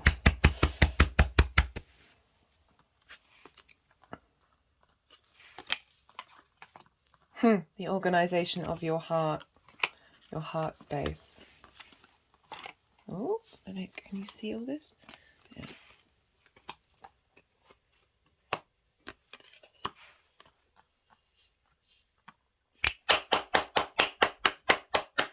So yeah, definitely reaffirming that you've done the work, you've put in the effort, you've cleared up some stuff, you've transformed that energy. Oh, I'm not surprised with that Saturn transit in your 12th. Yeah, you've cleared out that energy of revenge, and now that's freed you up. Oh, just had an energetic release of that, to tap into the High Priestess and Magician within you. We all have that energy within us, but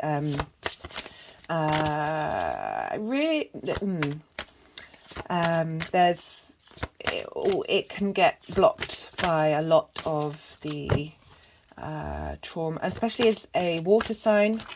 You tend to hold a lot of space for what's going on energetically, collectively, not only personally, but there's a deep sense of, because I think they say there's the capacity for water to hold there's a capacity for water to hold more memory than a computer chip. So water signs, you really do, it's an incredibly powerful tool, but also I can certainly understand and appreciate the intensity of that emotional weight that you may have. So we've got conspiracy, truths, the value of theory. I like that that's come up. It's interesting. It's tying in with that Six of Swords. It's tying in with moving through this space of pain, of hurt, of grief, of rage, and coming to the truth of it.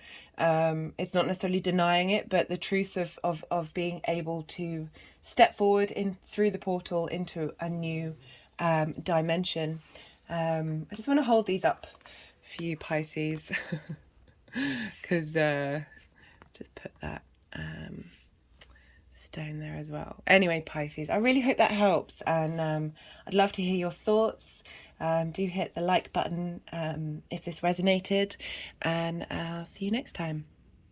Aquarius rising. How you doing, Aquarius? So for those of you with Aquarius rising, we have this transit of Venus happening in your 3rd house. This is traditionally the house of the goddess. I should imagine Venus would quite like hanging out here. The reason why it's called the house of the goddess, because it's opposite the 9th house, the house of your big picture philosophies, how you map out the world and how you see yourself in it. And the 3rd house is your day-to-day, the things you do on a day-to-day basis, the places you go on a day-to-day basis. It's your regular activities and the people you meet on a regular basis, the things you have to work out. It's linked into short-distance travel and taking courses of something new. But why is that linked to the house of the goddess? Because the goddess is asking you to bring your big picture philosophies, the meaning, your connection to the divine, however you want to phrase it, the universe, into your day-to-day. She's really bringing about a space of, not just is about full body integration of your connection to source, which is lovely for having Venus and Jupiter and Chiron moving through here, helping you bring wisdom and understanding. With this house, maybe Jupiter's linked into somebody that you meet, bringing wisdom and helping you understand what it is that you want to get out of that area of your life. Venus too could be a strong woman coming in and helping you understand and incorporate the strength of the power of being their self, because this is sextiling your first house. And your first house is your house. It's the sense of self. It's how you embody your sun sign out in your actions and your deeds, and how you are with others. It's often how others see you. It's your body, your appearance. And so we've got the sextile energy, which is an aspect of Venus. And Venus wants to bring about harmony, wants to bring about a sense of desire, of pleasure, there's those words. Sorry, but just had a little bit of a brain meltdown there. And so there's a facilitating energy of bringing yourself into the 3D world, into your day-to-day, like a real ease of how you are with others and how you are with the things that you need to do on a regular basis. I do hope you can hear me over this. My hands are tapping on my heart chakra. Oh, they've just formed a little pattern on there. Where was I? So yeah, with Venus's journey. So they wanted to put, before I say anything, they wanted to put the thyllite on there. And this is linked into the heart chakra and helping heal wounds of neglect and abuse. Oh, that shouldn't be there. Neglect and abuse, but it could be, I don't know, this is coming up because the third house is also linked into school. Like your time in school, it's also linked into siblings, of helping heal those wounds that you may have faced during that time. Our formative years have a real impact on us and who we are as grown people. I don't want to assume that we're adults. Often we are our wounded inner child running around in a bigger skin.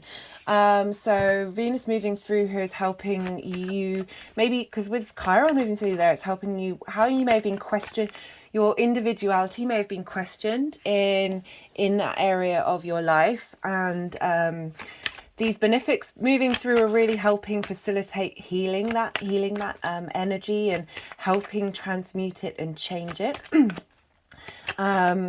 So because Venus is in the sign of Aries, which is ruled by Mars, we look to where Mars is for you, Aquarius rising. And Mars is in your 5th house of creativity.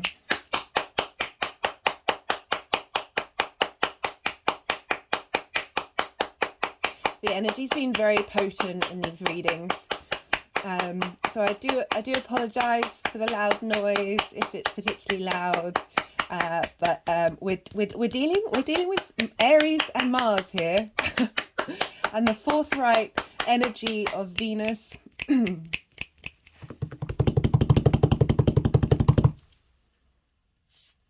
Okay, let's get back to shuffling. So I was talking about where Mars is, and Mars is in your 5th house of creation energy, of creativity, of amusement. This is dating, this is sexual energy, this is children, this is games, this is what you take pleasure in. And this is in, as I said, Gemini, which is forming a trine aspect to Aquarius. And a trine is an aspect of Jupiter. So we've got this sextile aspect, which is an aspect of Venus. And we've also got this trine, which is an aspect of Jupiter. And we're dealing with both of the benefics in Aries. So we're getting a lot of facilitating energy here.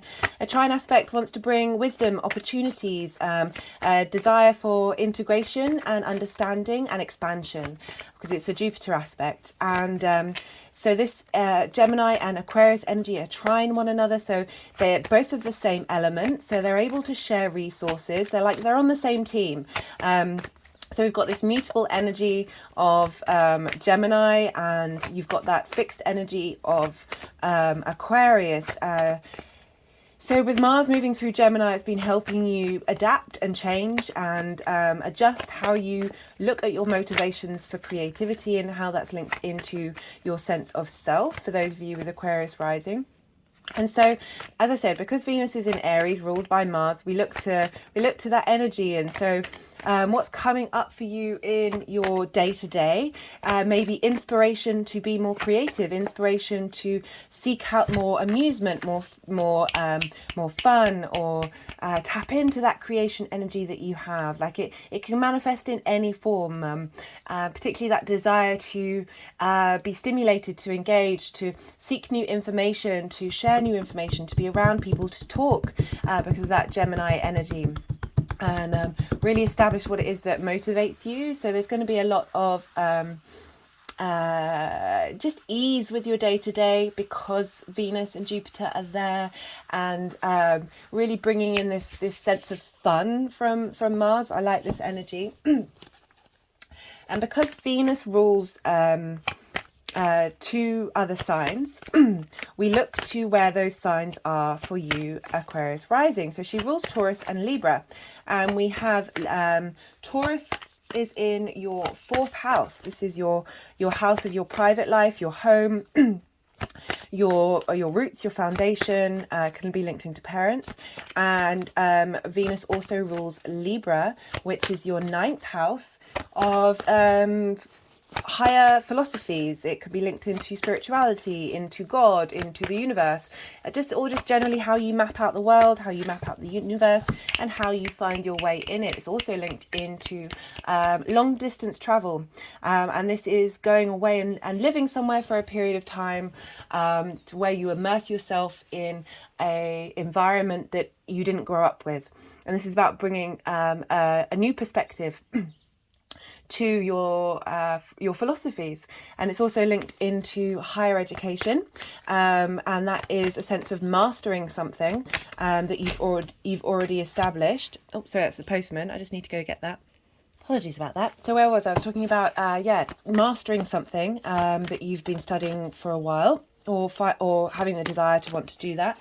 And again, that's about being able to then share your perspective with others. It's all about expansion in the 9th house. It's traditionally the house of the god.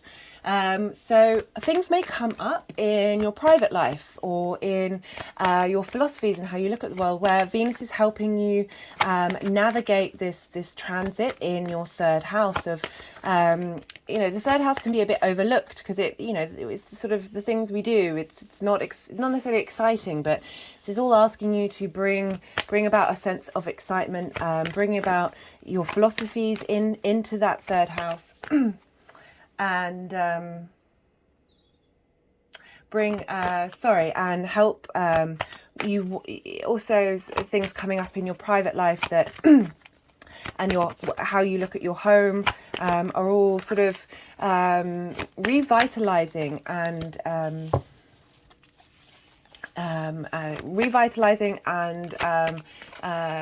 changing how you are in your day to day. The 3rd house for me is so important, because it ripples out into every area, and it really shouldn't be neglected, because how we are able to be out in the world on a day-to-day basis,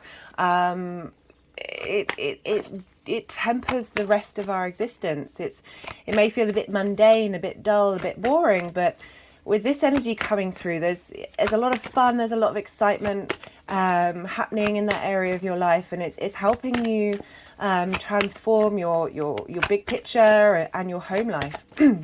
I'm loving this for you, Aquarius. You're just having Saturn will move into your 2nd house on the 7th of March. So speaking of Saturn, that's hilarious. I always link this card into Saturn. And Saturn has been moving through your 1st, so you're having a real switch of gears during this time. I'm just going to move, the energies are going to be moving these cards around, so let's see what's coming through for you, Aquarius.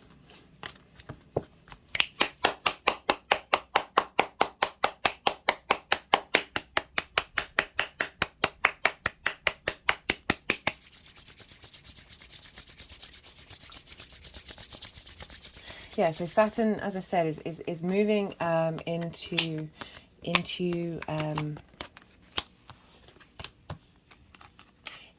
Pisces soon. So this is really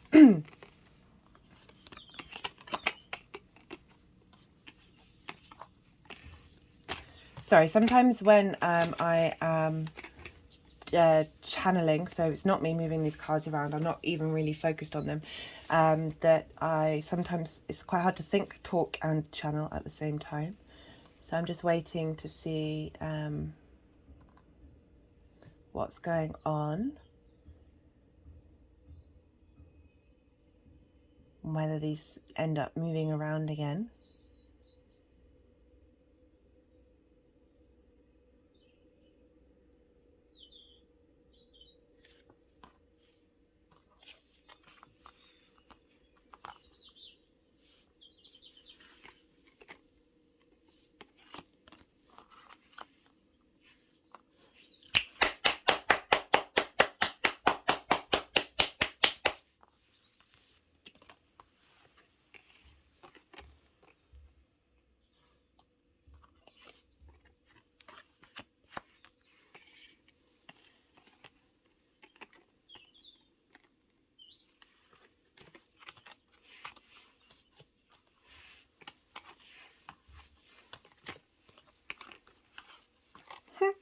I do apologise, Aquarius. Sometimes they do just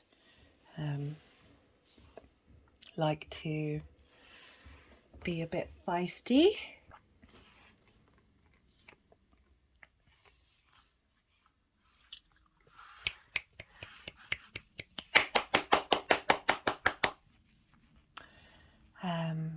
Yeah, just giving a little pause to see if they will move them again.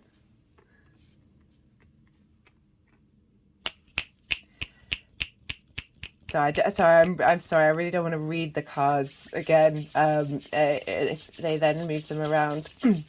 But I hope you don't mind this pause happening. We've got the Tower card here, which is the Mars card. So that's Mars is coming through very strong. But don't be scared of the Tower. Yeah, there's never really anything to be scared of. You got it covered. Right. So I'm going to start reading them now. I think it's been so we've got, for the energy of Venus moving through Aries, we've got the Six of Cups, and this is about memories. It's about the past. It's about being given a gift, being able to look at the past fondly, and you know, I'm kind of thinking about what I was saying about school or siblings or your childhood, of, especially with Chiron moving through there, that there is a facilitation of being able to look at the past in a different way. She's helping you integrate those wounds and switch that energy up.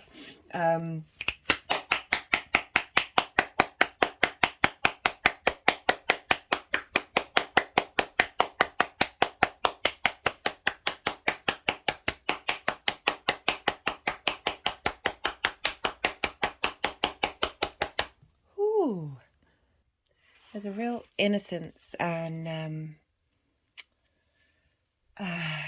there's just this sense of ease and optimism linked into this card, and really helping, as I said, flip the switch on any hurts that may have come up during this time and in the past, and really having the ability to reflect on this energy in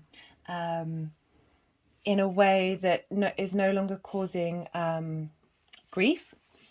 So we have, from the 1st and 2nd of March, we have Venus conjunct Jupiter, squaring the moon. It's not exactly conjunct Chiron. That will be the next day. So it's around those couple of days that its energy is coming through, and the moon is in Cancer, which is in your sixth house of work and routines and health. And I often say that sometimes we don't adult ourselves in that area of in that area of our life. Routines require a lot of work. It's our health. We often neglect that, or we don't necessarily have good habits. That comes up from trauma and frustration, and we'll have the moon there squaring the third house, so helping release anxieties, fears, things that these things this will figure up at night, so they don't sleep. So that's linked into not being able to take care of yourself because of those worries and because of those traumas. So that's getting cleared out with this conjunction with Venus and Jupiter. And being with that Jupiter-Venus conjunction, Jupiter's bringing wisdom to the understanding of those traumas. And just Jupiter can hold all of the planets in the solar system within it. It's about holding space for things and being able to take a bit of a higher perspective. And because Venus is asking you to look fondly at the past and to be able to, as I said, shift that dynamic. And then, funnily enough, for the 11th of March, we have Venus sextile Mars. As I said, the Tower card is a Mars card. This is about things that are outside of your control, breaking down. So it tends to be things that we haven't addressed that we should address. I also link this into Uranus energy, that the outside world, or as I said, things outside of you, you're not taking action here. Major arcana can be very fated energy of this is bringing about a breaking down of a structure that didn't serve you, of an idea that didn't serve you. Again, trauma. You've got Mars in the 5th house, perhaps helping release again that things that may have happened in your formative years that may have blocked that that creative energy, that source energy, and being able to tap into it in a healthy way. That I feel that the universe is going to provide, clearing the decks, basically clearing the decks, and helping you move through that.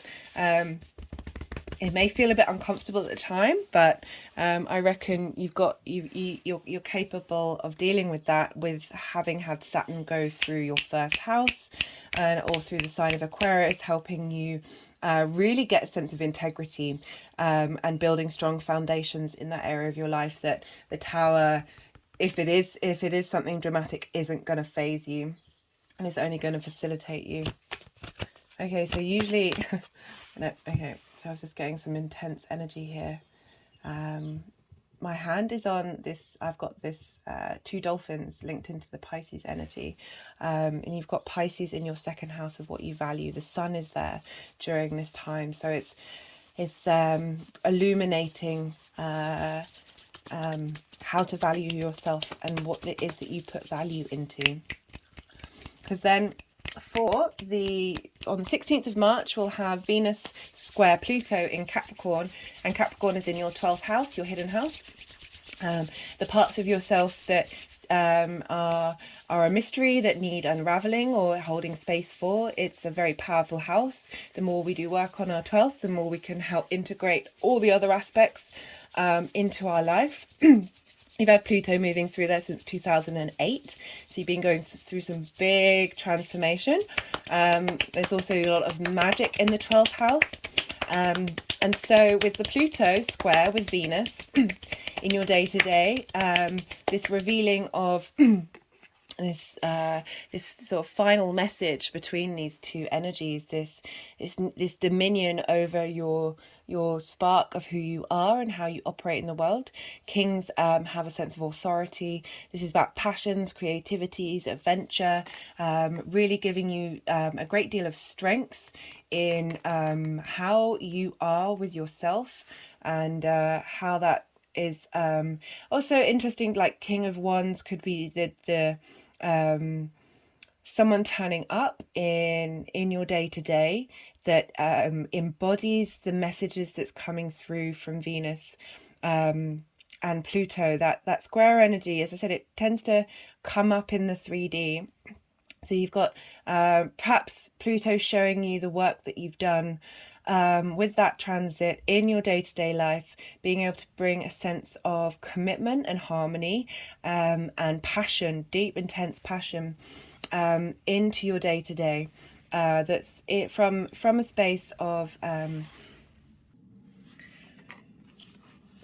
kings have a lot of charisma, and especially the King of Wands. So it's making me think that this square with Pluto in your 12th, that uncovering of who you are, that integration network that you've been doing with Venus, which is very, Venus and Mars are very charismatic. Pluto, there's an intensity to that charisma of being able to embody this energy in your day-to-day. This command, this authority, but this charisma, this in control of your passions, in control of your instincts. After having done this work, that you now are more balanced in who you are and more connected to your true self. The overall energies and how this is manifesting moving forward with the Venus energy is the Six of Pentacles. Now, I link this into Saturn. And Saturn will be moving into your second house of how you make your income, what you value, what you care about, how you manifest. This is a card of give and receive. There's being able to understand, there's a reevaluation of how you give and receive and how you interact in the world and what it is. I feel like you're just freeing up space to be able to receive more and give more without it restricting you. There's a real, sorry, my hands are just sort of tapping around the heart chakra right now. That there's your interaction with that on the day-to-day. Perhaps you'll be in receipt of more a sense of abundance from the outside world, and there's just more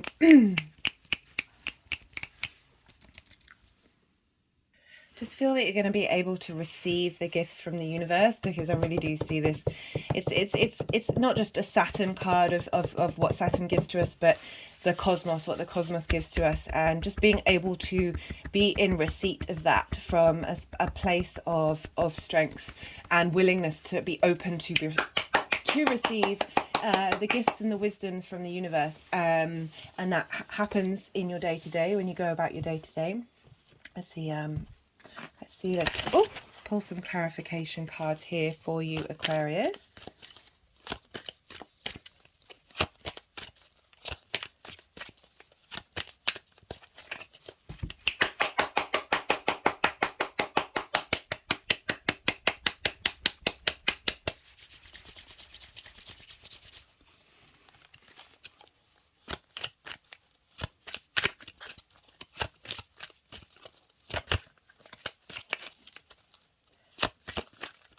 Just getting a sense of an adventure in your day-to-day, because it's linked into the 9th and the 4th. There's just an ease coming about in those areas of your life and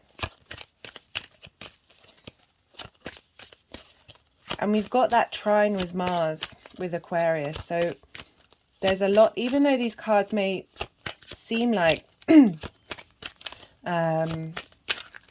that there's some hard work coming through, I think you're going to be fine. I really feel that it's opening you up. Authority. Love that. Mars in Capricorn. Yeah, so you've had Pluto going through Capricorn. There's a sense of being able to, I just thought I'll hold that card up. These are great cards. I love them.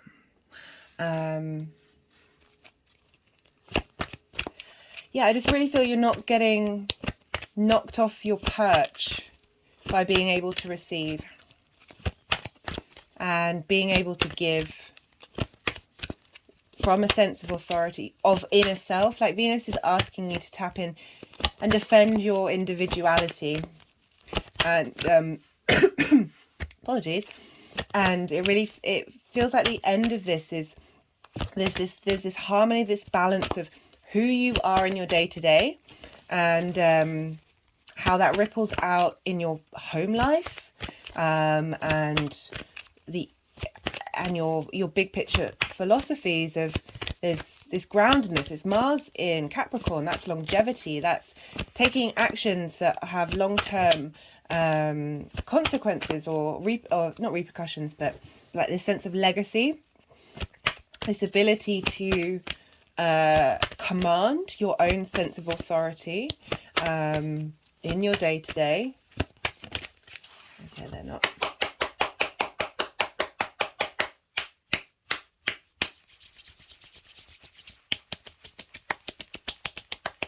Because with Gemini in the 5th, there's a need for stimulation. There's lots of plates all at once, and I like that you're getting this grounded energy coming through with that combination of that air and fire of Aries and Gemini, because you can get a bit of being burnt out. And again, that's kind of linking into, because you've got that moon, that square between Venus and Jupiter on the first, second and third, actually, of the moon in your 6th, of your emotional needs having an impact on how you take care of yourself, and our emotional needs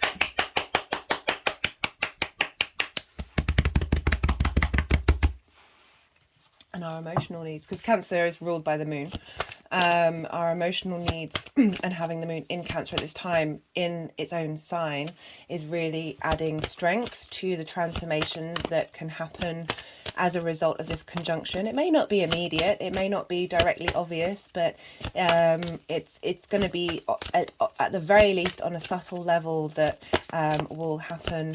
Yeah, this is all bringing things together. Okay, I do apologise. Sometimes I just want to do some energy work for you guys. Okay. I'm going to try again, because they could go on for hours. So yeah, I just want to pull a clarification card from the Numerology deck.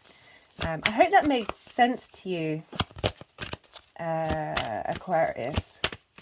I like that we've got the 2 healing card just came up. Just when I was about to say I like that we've got the 2 6s. Okay, I said in the introduction about the synchronicities, they're getting... yeah, just anyway, that's hilarious. We've got the healing card. We've got 2 6s. At the start and at the end. And the 6 numerology, the 6 life path number 6 is about healing, and I like the emotional ability to be at calm and peace moves to the space of being able to give and receive in the tangible 3D world. Love it, love it.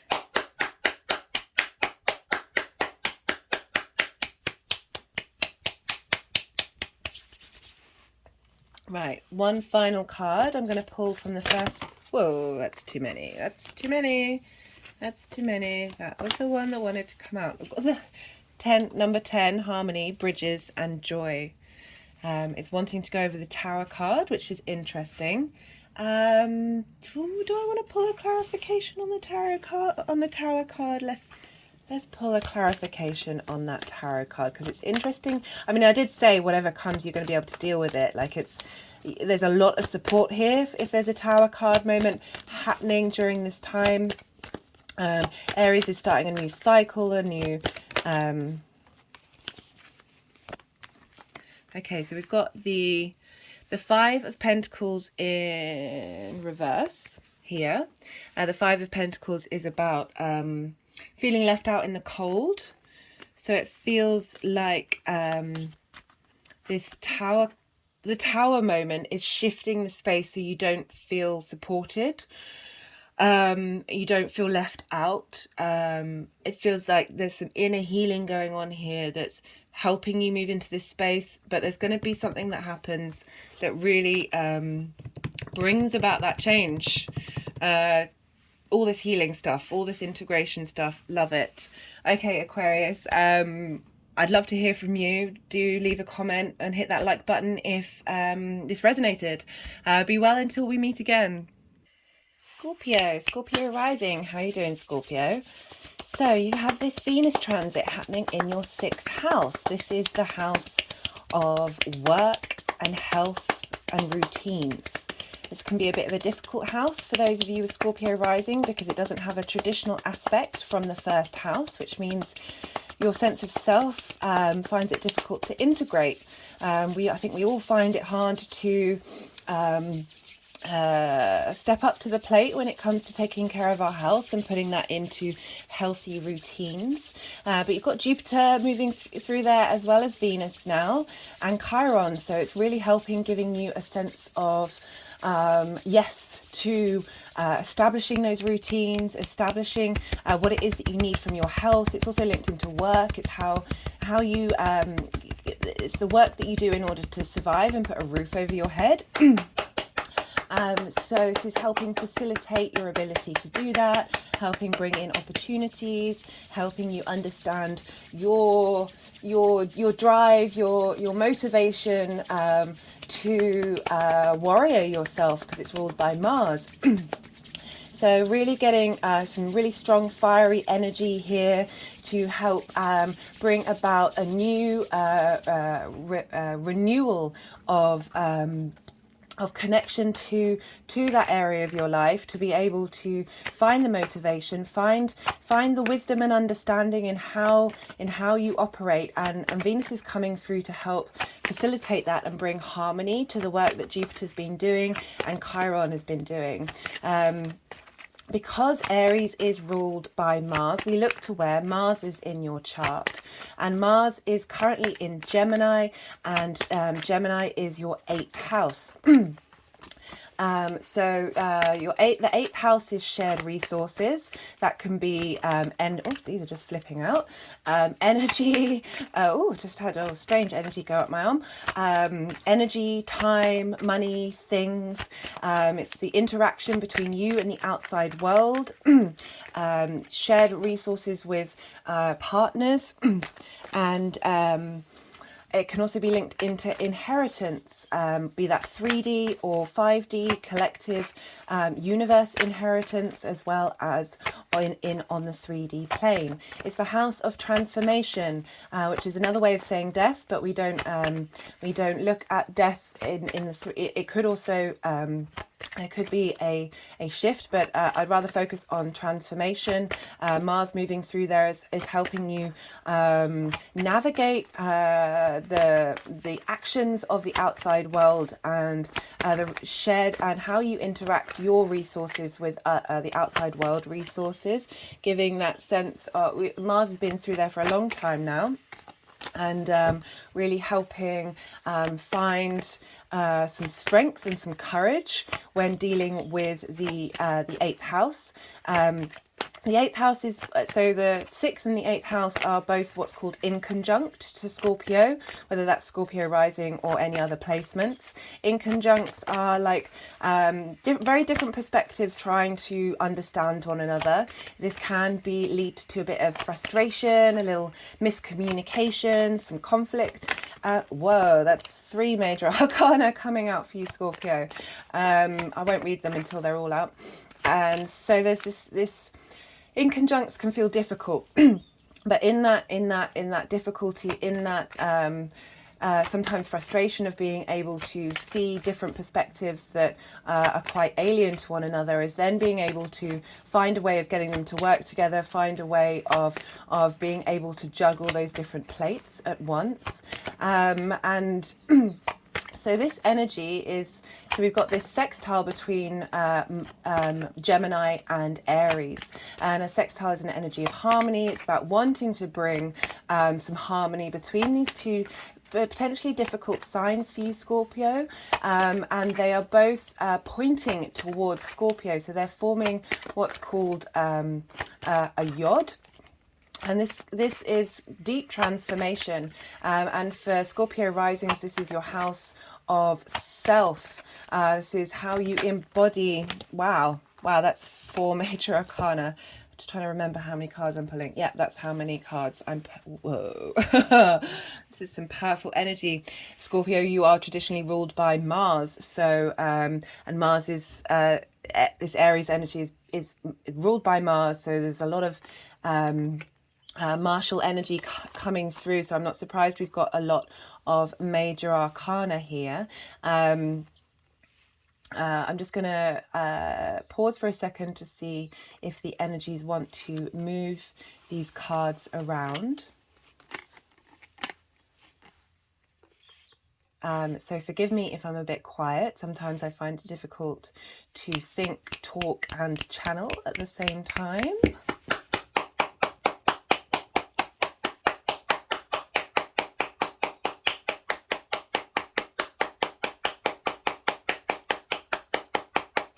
Just having some energetic releases while I do this.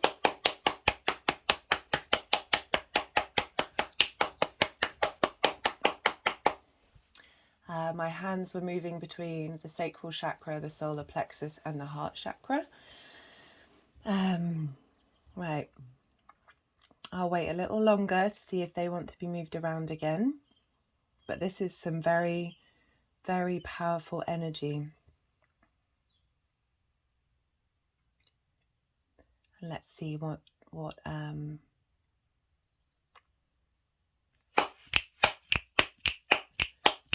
so Venus also, while I'm doing this, I'll talk about so because this is a Venus transit, we look to the signs and the houses that Venus rules. And Venus rules Taurus and Libra.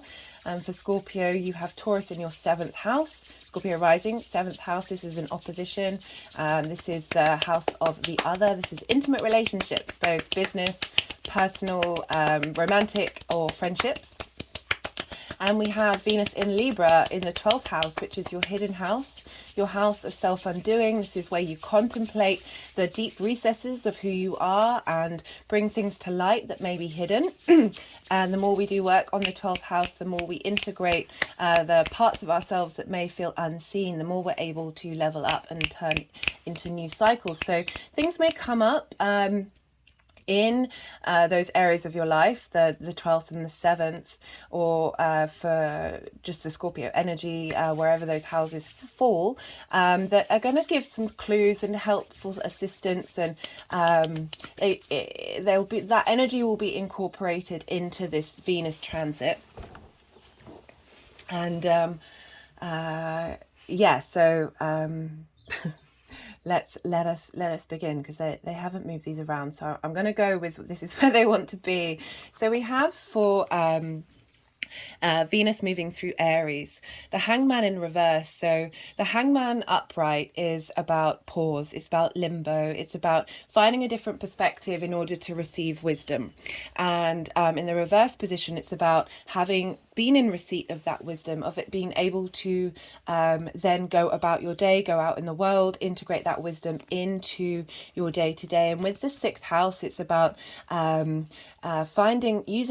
the knowledge that you've learned and the desires and motivations that you have in that area of your life, helping you get a work routine. We've also got Pisces, sorry to interrupt myself, we've got the Pisces Sun moving through your 6th house of creativity, and light is being shone on that area of your life. And we've got a lovely combination of this two energy of bringing in things that you've learnt, and the wisdom that you've gained in order to establish a good foundation of your routines, linked into the things that you're working on and that you work for, and taking care of your health. You have the two benefics in that house. They're really facilitating a new cycle of how you interact with this area of your life. You've got Chiron there helping you heal wounds that may have blocked your ability to integrate and feel seen and being able to be that independent self in that area of your life. So I like that we've got this movement, this shift of movement, this action-based Aries sign, the wisdom that you've received, that Venus is really helping you harmonize and integrate in your relationship to that house. And so for the conjunction that we have on the 1st or 2nd of March, and also the 3rd, so the 1st and 2nd is when, depending on where you live, is when Venus is conjunct Jupiter. And we'll be squaring exactly the moon in Cancer, and Cancer is in your 9th house of higher philosophies, higher education and foreign travel, and the moon will be in the realm that she rules, so she's really comfortable here. And with that square aspect, it's really especially then combined with Chiron, of being able to integrate the wisdom that you've learned and the harmony that's coming through in that area of your life, and how that taps into your emotional needs, linked into your 9th house of how you look at the big outside world. So we've got the 4 of Swords here. Now this is about rest, but also being in the sanctuary of the universe. And I feel like the messages coming through is really highlighting to let you know that you are always in that sanctuary. Maybe during this time, rest and be in receipt of what because this is tapping into another water sign for you, Scorpio. There's usually a lot of emotional energetic transfer happening when you're activating more than one of the water signs. So you'll have whatever's going on in Scorpio with that moon in Cancer, and that's trining Scorpio, so really helping you integrate your needs into the energies that are in that Scorpio space for you, and it's helping you get in touch, maybe with Aries being in the 5th house, in the 6th house, you find it really difficult to rest.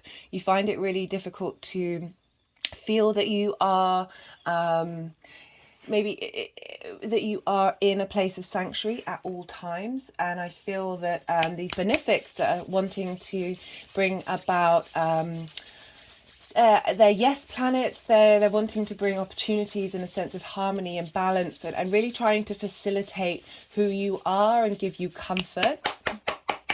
That are really helping you integrate this energy of the 4 of Swords, of being able to rest.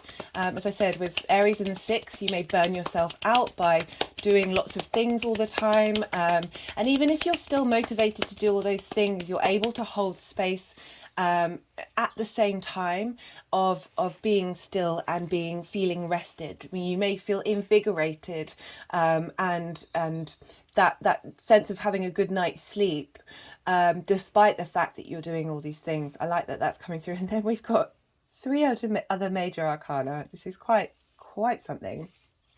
So this is the Magician, and this is coming up for the on the 11th of March energy, when Venus will be exactly sextile Mars. So we're getting this very magnetic, powerful energy of mixing up what brings you pleasure with the motivation to take actions. This is between your 6th and your 8th house. This is being able to create magic in that space of work and routine with the resources from the outside world. Very potent energy. Might be a good time to start something on this day that is the 11th of March. I'll put it all in the description box. To be able to tap into your innate creativity and your innate ability to manifest during this transit that's really setting you up long term. We have for the 16th of March, so this is the last day of Venus being in Aries when she's squaring Pluto in Capricorn, which is in your 3rd house of day-to-day stuff. there's a real sense of authority. The Emperor card is the Aries card. This is about deep inner sovereignty, the power of that intensity of Pluto with the desire to be an individual, desire to have your own strength, your own ability. Ooh, just having my hand, this hasn't happened before, my hands have just moved up and are pointing upwards, and the energy is now, my hands are open now, and that's funneling energy through my crown chakra into the rest of the chakras, moving through this real command. The Emperor is the King of Kings. Just want to hold this up again. Very, very potent energy we have here. The King of Kings, it's this real deep sense of being able to sit on your throne with a knowing sense of authority from a space that isn't ego based, but is really there's a real sense of leadership of yourself. And of who you are, taking command of this area of your life and being in charge of it.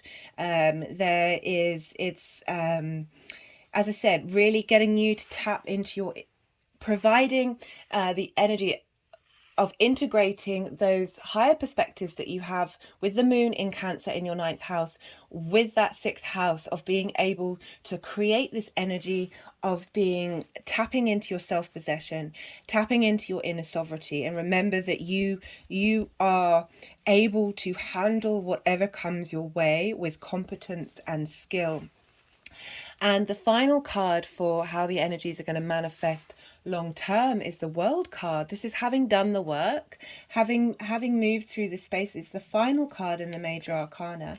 You having gone through a cycle, you now have permission to explore. There's a levity here after having gone through this space. You've received the wisdom. As I said, you've gone through that hero's journey. And now there's a sense of being protected. It's one of the most positive cards in the deck. It's a Saturn card. It's letting you know that you are within your own true nature, and creative freedom is at your doorstep. You are able to move forward and be active, and have just a wish to be in the world and to be able to deal with it and cope with it from a real space of strength, with the Magician and the Emperor coming through. Yeah, it's really just, it's an incredibly positive card along with the Sun. Love this for you, Scorpio, especially as a fixed sign. The fixed signs have been going through it for the last couple of years, and there's a definite completion energy happening, and a change and a shift of gears for everyone, really, but in particular for the fixed signs. Just going to pull some clarification cards for this reading. I don't think I've ever had this many major arcana come through. This means when you get a lot of major arcana come up, there's a lot of fated stuff, so it's kind of telling you sort of not to worry. You know, you're not going to miss these things. These things are going to come through.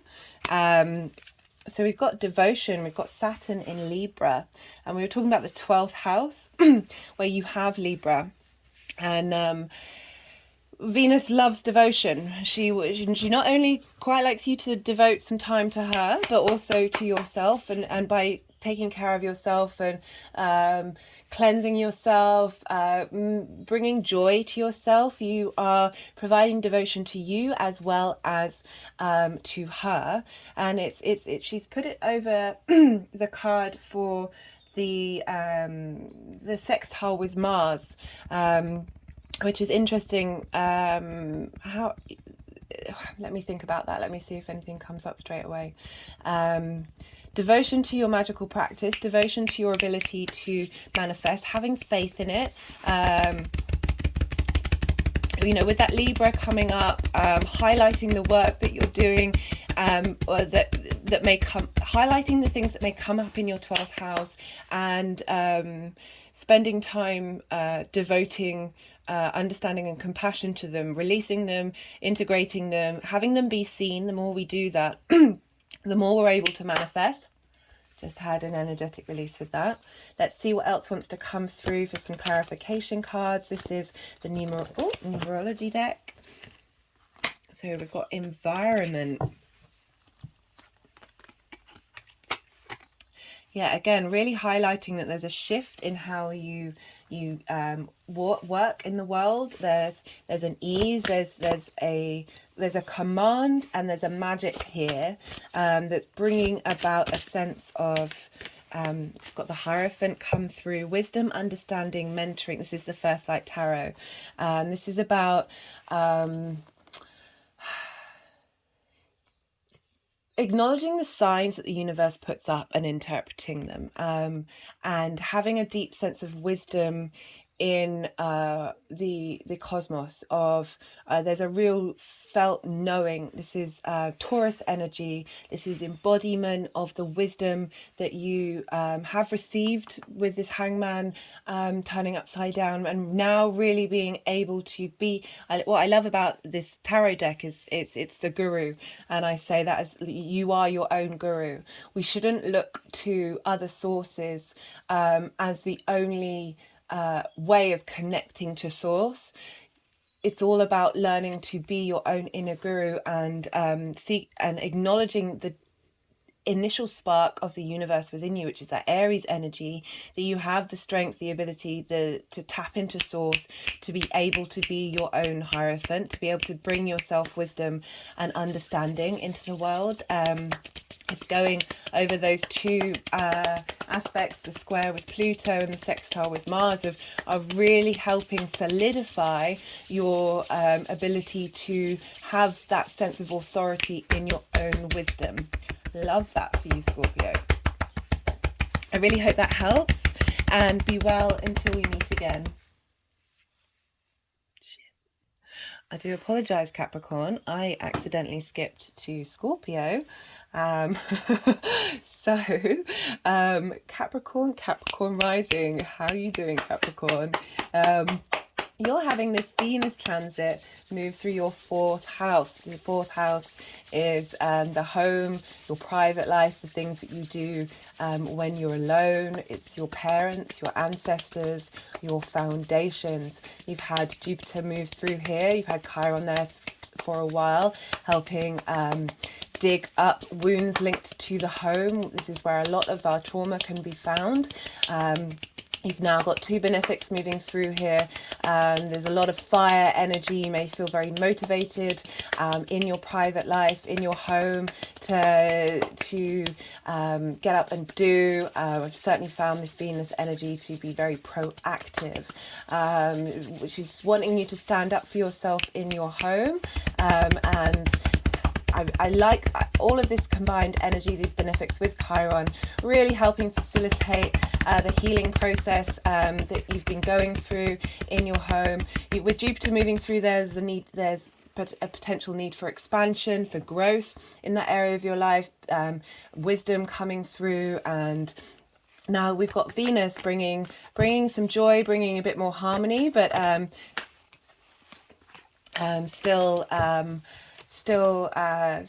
sorry, I know I've pulled that 10 of Wands for you before, Capricorn. I just got a bit distracted by that thought. So we've got Venus through there, wanting to bring connection into relationships. So bring some harmony and balance. You know, if you saw the introduction, it was very much righting of wrongs, being able to bring about a sense of independence and autonomy in that space, being able to move through challenges with harmony and helping integration and bring some diplomacy and peace, but without forgetting your needs, how you are motivated, how you move forward, that first spark of who you are. And I'm really loving this for you, Capricorn. It's some powerful fire energy that's squaring Capricorn. So for a square aspect is an aspect of Mars. So we've got a lot of Mars energy coming through for you. Mars can produce conflict. It can want to start a fight. But with these benefics being here, I really do try and focus with the Mars aspect to tap into a more a vibrational level that isn't defined by conflict, because Mars is more than that. Mars likes to defend those who it's loyal to and be of service in that way. Mars likes something to do, but we've got this square energy, which is not only linked into conflict and frustrations, but also into friction. And we can't have things manifest in this linear 3D realm without movement, which is essentially friction. So this is great manifestation energy coming through, helping, linked into that Capricorn energy. For those of you with Capricorn rising, it's about how you embody your sun signs in actions in the world. It is linked into your body, your appearance, also how others see you. It's very much your house. It's as I said, it's the house of self. We've got this incorporating all of that Capricorn energy, that longevity, that grounded earth energy that's wanting to start things, that instigate long-term cycles. And as I said, there's a legacy to Capricorn. It's ruled by Saturn, and we have all of this energy in Aries, and they are squaring one another. They're helping facilitate a new cycle, a new sense of growth when it comes to how you interact with your home, how you interact with your private life, and helping you bring about change in that area of your life. So because Aries is ruled by Mars, we look to the 6th house, where Mars has been for some time in Gemini. And the 6th house is your house of work, how you make money to put a roof over your head, your health, tending to your physical form, and routines. You need to do the work in order to get a routine to look after your health. So Mars is it would have meant there's been a lot of motion, a lot of Mars has been there for ages with that long retrograde. We'll be leaving at the end of the month, really helping you try lots of different things to work out what it is that works for you long term. Let's see how these cards want to move around for you, Capricorn. So we've got a sextile between Aries and Gemini, and a sextile is an aspect of Venus, and we are a sextile is linked into wanting to facilitate harmony, sorry, sometimes when I'm channeling, I know I'm a bit of a stuck record. I need to learn to say that in the introduction. Sometimes I get a bit stuck on when I'm channeling, because it's hard to think. It's hard to talk and channel at the same time.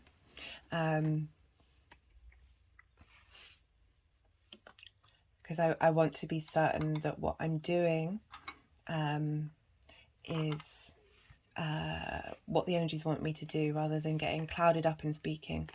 So where was I? I was talking about the sextile with Mars in Gemini to this house. So you're being facilitated in your actions and your passions and your drives, Mars in Gemini, and how you work and how you take care of yourself in your home life, really getting support there. There's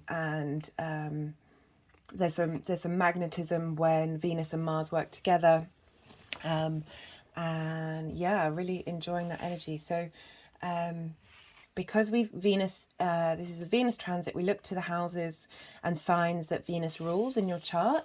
And for you, Capricorn, Venus rules your 5th house of creativity, of romance, of creation energy, of children, of amusement, of games. So that's trining Capricorn. And so things may come up in that area of your life that are facilitating and providing another layer of nuances of how this energy comes to play in your life. I like that that trine aspect to your 1st house, to the Capricorn energy, that yeah, it's bringing up some fun times, bringing up a sense of romance. If you have children, we're sort of integrating, because we're dealing with the fifth house as well, like helping you have some strengths of authority and the ability to command in that area of your life. And we also have Venus ruling Libra, and Libra is in your 10th house of career. And so things may come up in your career that help facilitate this transformation that we're going through, this real fiery energy of all these benefics, really giving gifts out into these areas of your life, and a lot of action, a lot of, as I said, the main theme is challenges and harmony, and how we work with that, using those challenges to facilitate harmony within. So they haven't moved the cards around for a bit, so I'm going to assume this is where they want to go. So for the for Venus moving through Aries, the message is the 10 of Wands in reverse. This is about so the 10 of Wands upright is about having a lot of burdens. I think this has come up for you before when I've been doing, maybe it was the Aries full moon, linked into the burdens that we have from our lineage, from our bloodline, our ancestors, from the collective, and the work, especially as Capricorn energy is the final earth sign of really helping us move through these cycles that we're going through, especially Pluto moving through your first house, of holding space for the frustrations of the collective, of your lineage, of ancestors, of your past lives. Holding space for when the burden may have been too much, when we're overloaded with feeling like you're not quite getting anywhere with your passions and your drives and your desires. But this is a moment of completion. Okay, so they've just put the Thulite there, which is linked into the heart chakra, and it's also linked into dealing with neglect and abuse. And especially because you've got this happening in your fourth, which, as I said, this is often a house where trauma shows up in the natal chart. And this really feels, because it's in reverse, it's a clearing. I also link in reversal cards as an inner space, but we're moving through that space. You are, so in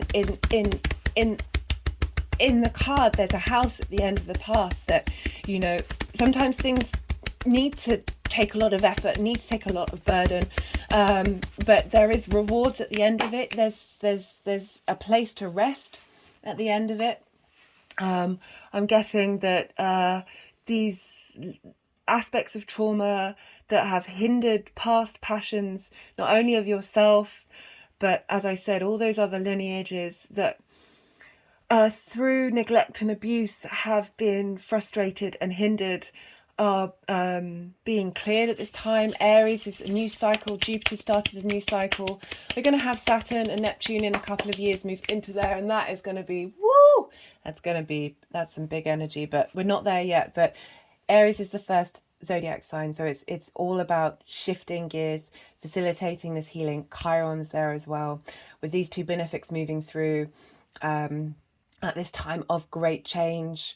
When Saturn's going to move into Pisces, we're going to have Pluto move into Aquarius. This is a time for shifting and changing and flipping timelines.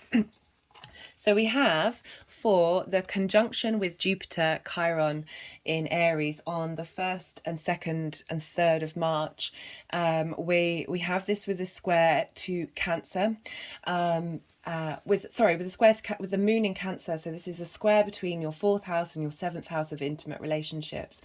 And these benefics are helping. So the Queen of Swords has gone through some stuff.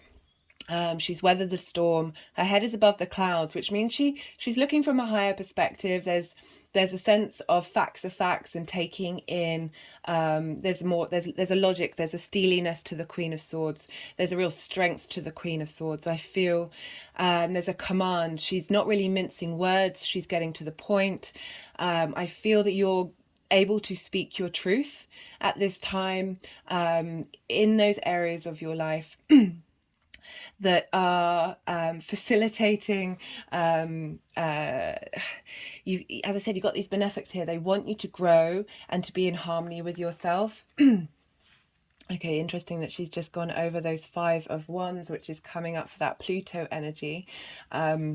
So I'm going to leave that reading there and come back to the Queen of Swords. But there's a real strength there of knowing who you are and what it is that you want.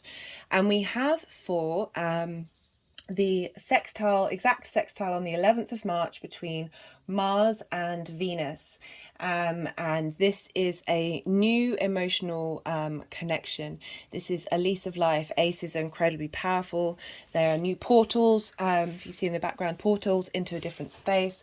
Mars has been in your 6th house. This is really helping bring about a sense of abundance and emotional connection into into your area of your routines, of your work, of your health, helping facilitate how you operate in your home life, how you're able to connect to that on an emotional level. Having done this clearing, I think I said, what reading did I do that for? Linked into the 6th house. I think I've done it in past readings when I'm talking about the 6th house. We don't, the 6th house can get blocked by trauma. We don't, sometimes, you know, when we're neglected,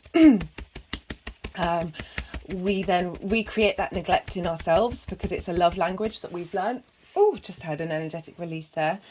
Cups are linked into emotions and into love. I really feel that this is shifting of able to have a deep space of compassion and love for who you are in these areas of your life, and being able to I love this, the combination with the Queen of Swords, of being able to see things clearly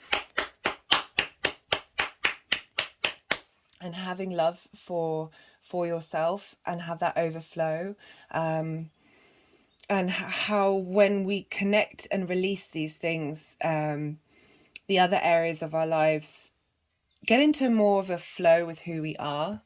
And this is the Empress energy, which is the overriding energy. This is ruled by Venus. This is a Venus card. This is a space of abundance, being able to be in the 3D world and really take pleasure from it. There's a fertility here. There's a renewal. She is the Queen of Queens. She's just very able to be. And we had the 5 of Wands come up. This is for the Pluto Venus square. So, you know, you've had Pluto going through your sign since 2008. And this is squaring Venus at the last degree. So this is the 16th of March, the day before, I think it's the day that she leaves Aries. That so the final degrees. And this is also going to be, oh no, it's not squaring the moon. That was a different aspect. Sorry. This is now about 2.5 hours long. So we have that transformational energy. With the 5s, there's this element of, there's more of a playful element with the 5 of Wands. This is passion, this is motivation, this is but there's an element of chaos here. There's an intensity with Venus square Pluto. There can be, this is kind of asking you to find your ambition. Pluto can be very much linked into ambition, your natural ambition that may have you being in competition with other. That's not what I'm getting through, but it feels like it's helping clear this energy, being able to find a truth in what it is that is your natural ability. Maybe you've got lots of different things that you're doing at once, and having the ability to to bring power to that, to bring a strength of being able to put the work in all those different areas of your life which may have felt like they're competing against each other. Ones are linked into fire, which is passion, motivation, creativity.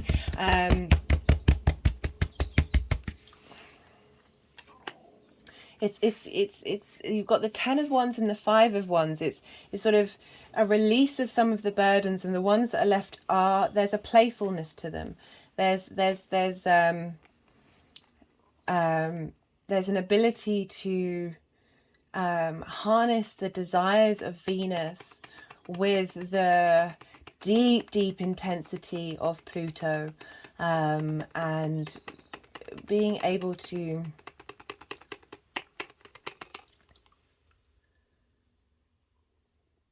enjoy that energy, because we've got the Ace of Cups and the Empress either side of it. That's really being able to, compared to the burden energy of there's a definite playfulness here. I'm just going to pull a few more cards that might give some clarity about that 5 of Wands.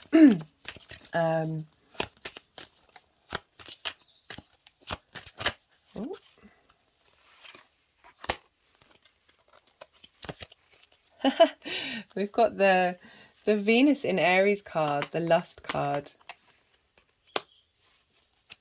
That's interesting. I'm going to see what else comes up. Particularly because we're linking your private life. Domestic harmony. Love this for you, Cap.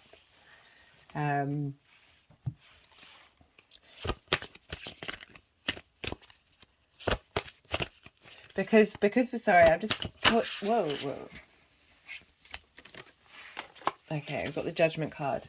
So yeah, because I'm picking up on this playful energy of this Pluto square Venus in your private life, and Venus rules your 7th house of intimate relationships and your 10th house of career. So there's this juggling of different things, but I'm getting a playfulness with this energy of lots of passions going on at once. So this square energy, you've got this 5th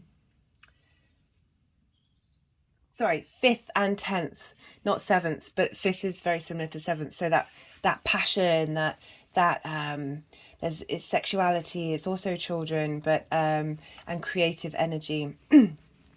That we've got decisions, outlook, finality. We've got judgment. Judgment's resurrection. Judgment's okay. So I'm getting some more clarity here of clearing out clearing out the old space of conflict in your home life, because we've got resurrection coming. So over that card, which is a switching, a soul leveling up, and being able to be in your fiery inner goddess. I love this for you, Cap. I really hope this helps, and be well until we meet again. Sagittarius rising. How you doing, Sag? So, for those of you with Sag rising, a transit is happening in your 5th house. This is a trine aspect. This is a fellow fire sign. So when it's a trine aspect, it's about bringing in their shared resources. As I said, they're the same element, so they're on the same team. They know how to talk to each other, even if they have different modalities. So we've got Aries energy, which is cardinal, likes to start things. And you've got Venus moving through here in your 5th house, which is the house of creativity, creation energy. This is also the house of romance, of dating, of amusement, of games. It's also linked into children. So we've got some really good facilitating energy. A trine is an aspect of Jupiter. Jupiter wants to bring opportunities, wisdom, integration, cohesion. There's an expansiveness, so wanting to... there's a free-flowing energy here that's really helping visit. So Sag rising is your 1st house, your house of self. So this is trining that. So your The idea of who you are and how you're creative is really at play in this transit. Super powerful. As a fellow fire rising, I certainly felt the energy of that's come up a lot in these readings. The energy of Venus moving. She kind of wants us to get over this. She's done with us being anxious about stuff we can't control. She's over it. She's got better stuff to be doing. She's got adventures to go on. And yeah, anyway, sorry, I got a bit carried away. As a fellow fire sign, I really felt the energy of Venus. She's very, very motivating. There's a lot of, I've got a lot of energy. It could be different for everyone. I've also got a lot of personal planets in a fire sign, so my actions are a bit more infused with that energy of Venus. Right, back to you, Sag. Sorry, I didn't mean to talk about myself. So we have Jupiter and Chiron has been going through your 5th house. So wounds have been are being dug up that may have blocked your creative energy. Chiron represents the wounded healer, helps us tap into those pains, those hurts, those traumas that we've gone through, and then are able to turn that into to teach not only ourselves lessons and understanding and bring wisdom, but also to others. Just by being ourselves, just by integrating that energy. So you've had Chiron move through there, helping you perhaps highlight where you as an individual spark, you as that real burst of autonomous energy may have been made to feel small, made to feel not valid, may have blocked your creative energy.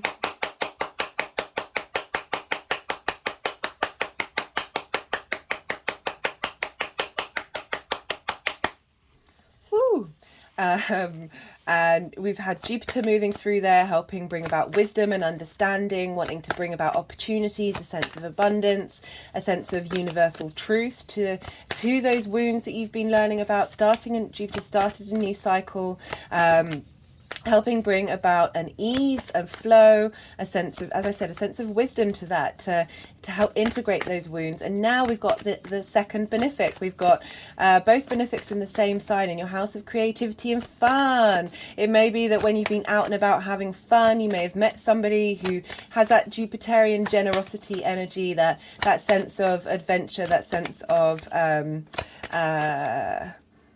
expansiveness, or you found that in yourself and that's helped you perhaps be a bit more creative, be able to tap into that. Do we want this one? And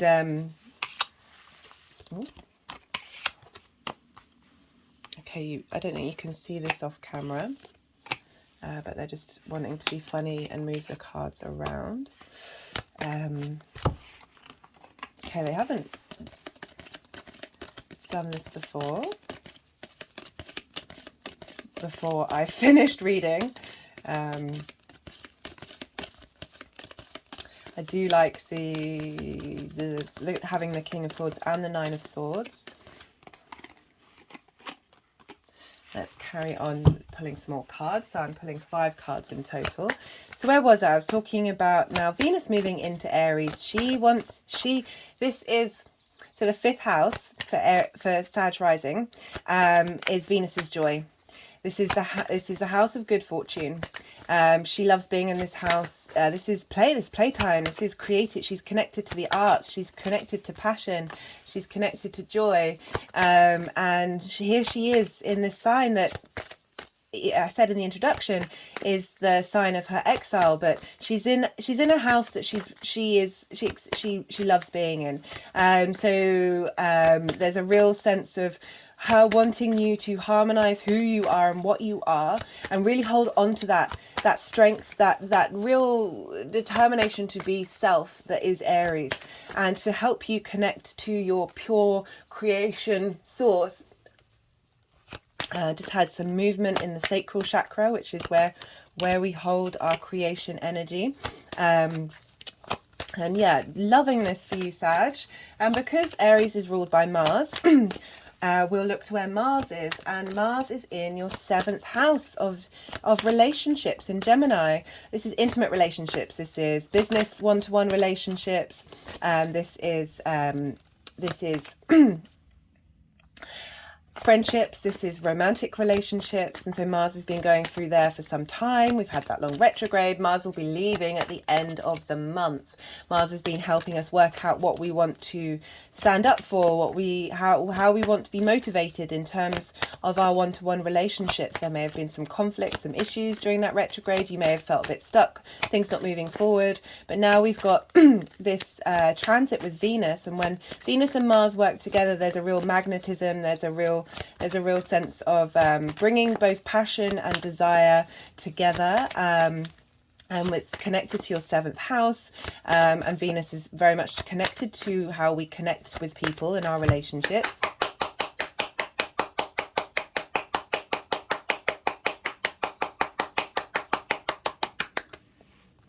So they're facilitating one another with that that sextile between between Gemini and Aries.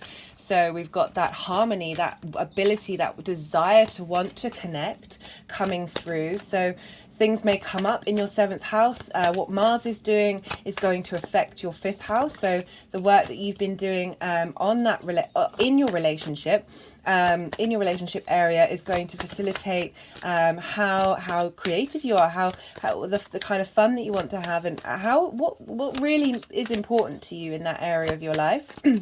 I love that coming through for you. We also, because Venus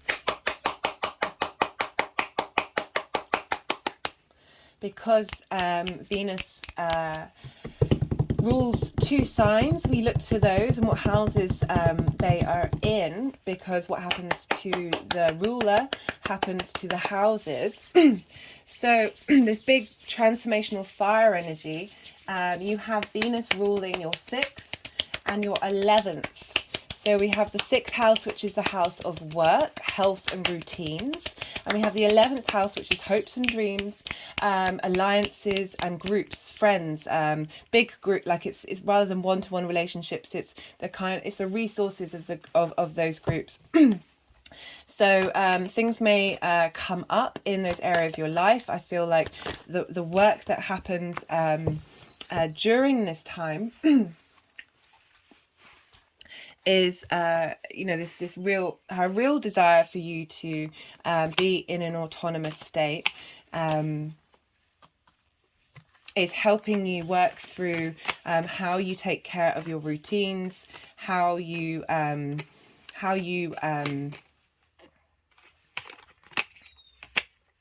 sorry, sometimes when so I'm not moving these around, the energies are, and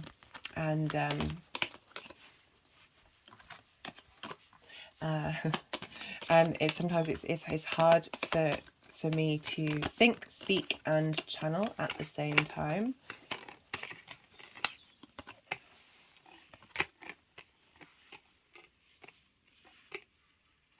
And I just want to make sure that they're in the right place, because sometimes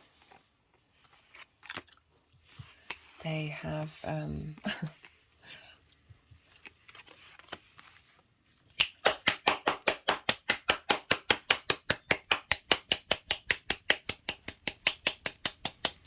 so your internal creative fire is being reignited, and that's going to have a ripple on effect in both the hopes and dreams that you want to put, how you are in groups, the kind of groups you are attracted to and are attracted to you, how you are in that group, how you're seen in those groups, how you take care of yourself in routines and habits, as well as coming up into your one-on-one relationships. Okay. No. Being a bit, let's put that back. So I'm just putting my hand on the back of the numerology deck, just so you can see, is the flower of life, and they're just wanting me to put my hands there. They also put the crystals, don't know if you can see, here. They put the 3 crystals that I talked about in the introduction on Venus's hands, and Gemini rules the hands, and Gemini is your 7th house where Mars is. So a lot of this energy is wanting to bring about harmony in something to do with the hands. The hands seem quite important.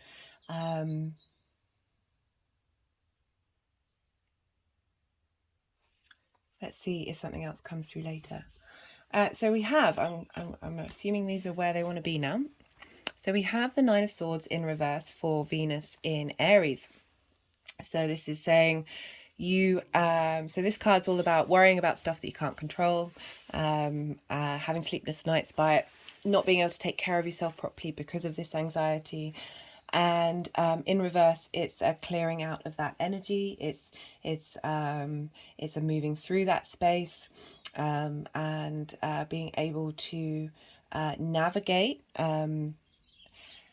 This came up before, and I said you may still think the thoughts, but it's whether you embody them, whether you connect to them on a physical level. Because sometimes we beat ourselves up if we feel like we've been in a good space for a while, and then the thoughts come back and we're like, oh no, we've not moved on. But it's check in with your body when you have those thoughts and see whether you are connected to them on an energetic level, because our minds can just, well, they can, I'm going to talk about this in the Virgo full moon video more, but you know, they like to feed on the hormones that we produce when we have these thoughts. And the easiest hormones to get to are cortisol and adrenaline.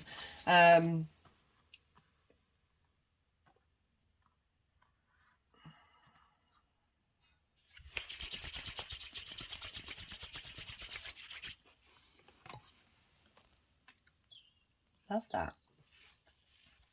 So they've just put the Knight of Cups over, I think you can see the 9 of Cups over the 9 of Swords. And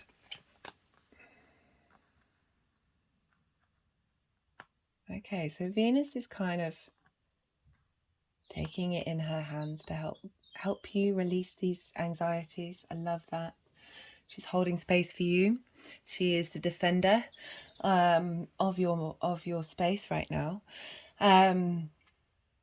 So on the 1st and 2nd of March and also the 3rd, we will have Venus conjunct Jupiter and Chiron, and we'll be squaring the moon in Cancer.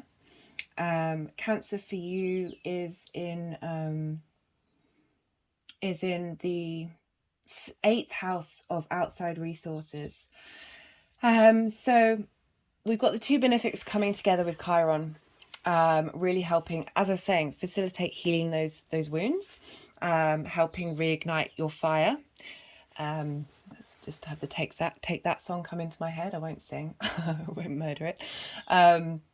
And this is squaring the outside resources. So it's getting you in touch with your emotional needs of how you exchange resources with others. For those of you who may have had dating experience that hasn't given you what you've needed, has produced trauma, because we've got the 7th and the 5th at play here. So it is arguably tapping into those kind of relationships and some big transformation. And what I love about this is you've got the Knight of Cups come up. And the Knight of Cups is about your emotions, and the Knights are about defending those things. And we've got these 2 benefics. We've got Jupiter and Venus riding in and helping give you a sense of feeling protected, a sense of being able to protect yourself and defend yourself, defend your emotional needs. Love this coming up for you, Sag. And really, and it's going over the Tower card, which is the next aspect that I'm pulling a card for. But so it's preparing you, giving you the strength, the armor, the courage, the determination to be able to stand up for yourself, stand up for what your emotional needs are. Because the next card that I've pulled is for the 11th of March, which is when Venus will be exactly sextile Mars. So you have this exact sextile, which is an aspect of Venus. It's wanting to bring diplomacy, peace, calm, love, beauty, creation energy from your 5th house to your 7th, or wherever the houses are if you're not a Sag rising. But it's this bringing about of harmony together.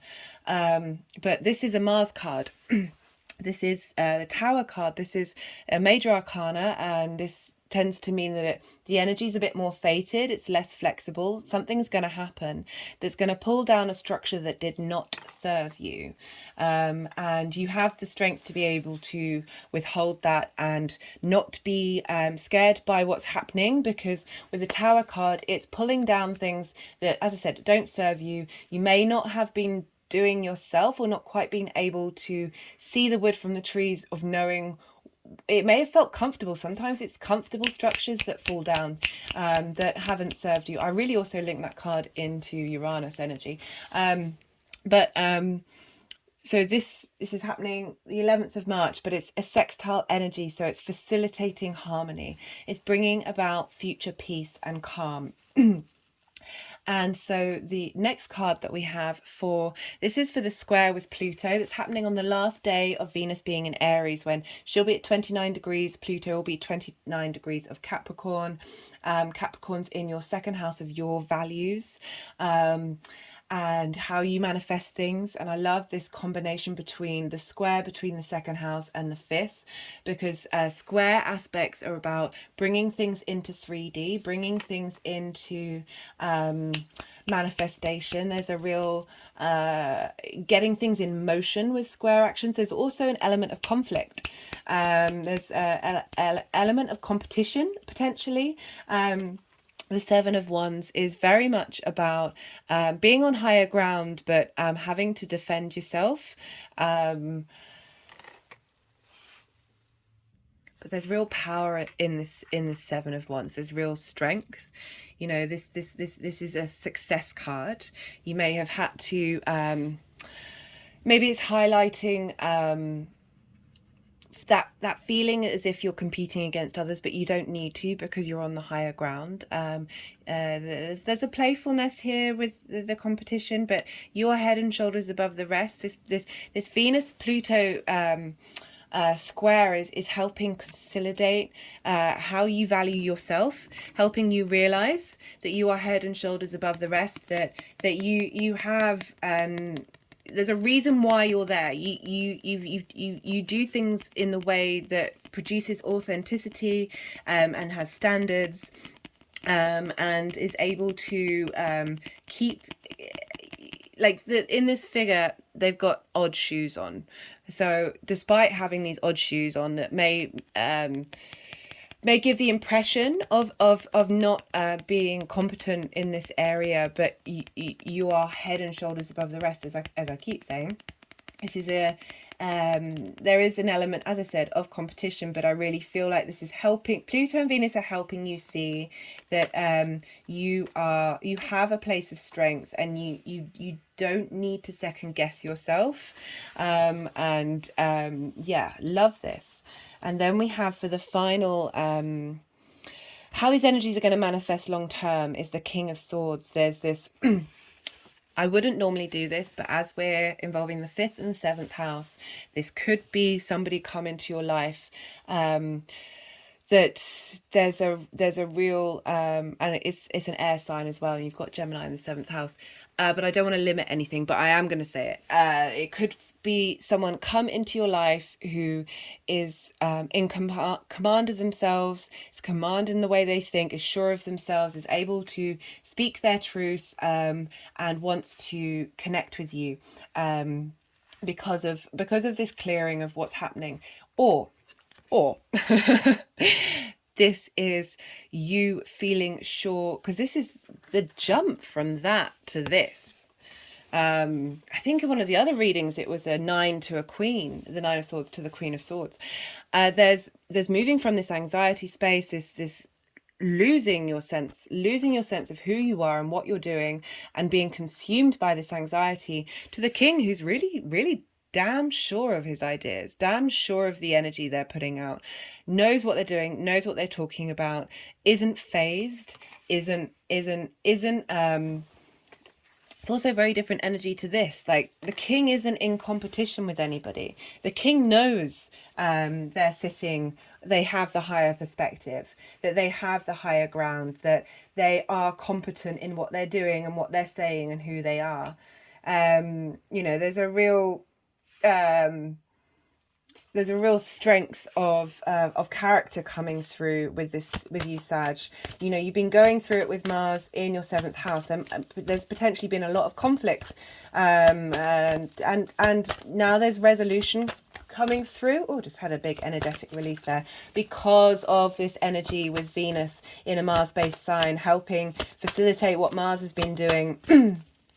You've also there's also I'm liking this.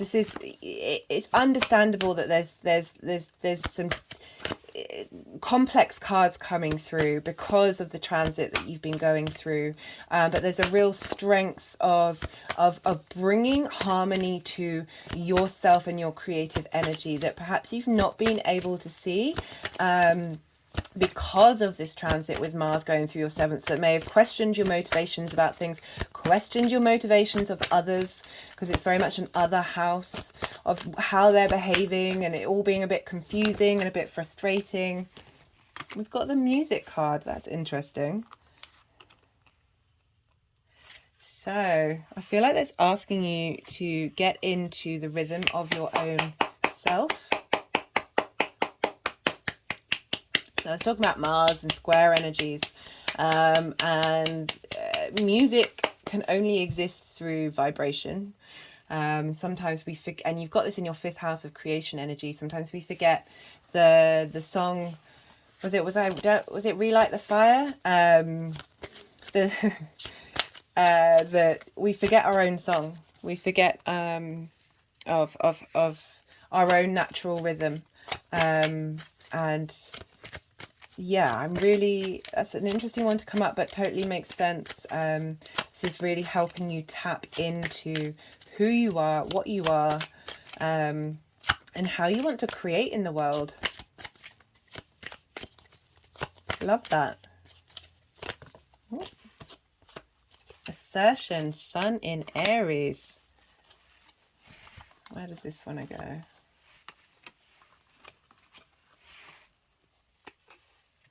Let's get another card. Yeah, that was far too many. So the assertion card is all about not being thrown off your perch by other people and what they're saying and what they're doing. Again, this is being tapped into that Gemini, Mars in Gemini, of where it may have felt. Just got the outcome card. I'm going to see if they want to pull another card. Of finding through all of that resilience in what it is that you want and who you are and how you are with others. What have we got? The Hermit, Truth, Guides, Facts, Wisdom.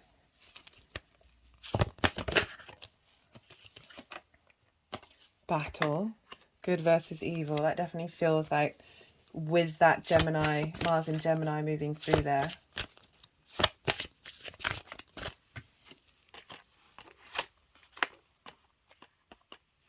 Interesting. So we've got the Hermit card, which is finding your...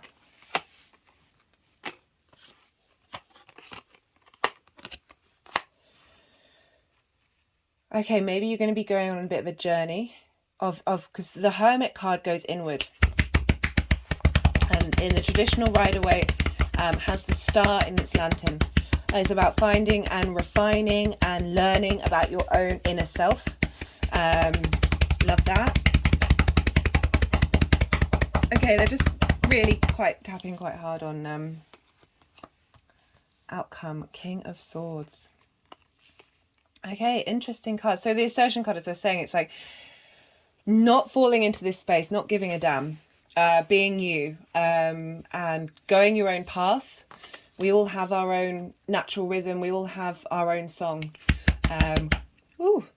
And I feel the more that you tap into that during this transit, the more you are going to become aware of your own truth and your own wisdom, and your own strengths of who you are. This higher perspective, this higher ground. Love it. Love this for you, Sag. Okay. I hope this helps. Do like if anything resonates, and would love to hear your comments on how you feel about these readings. As I said, be well until we meet again.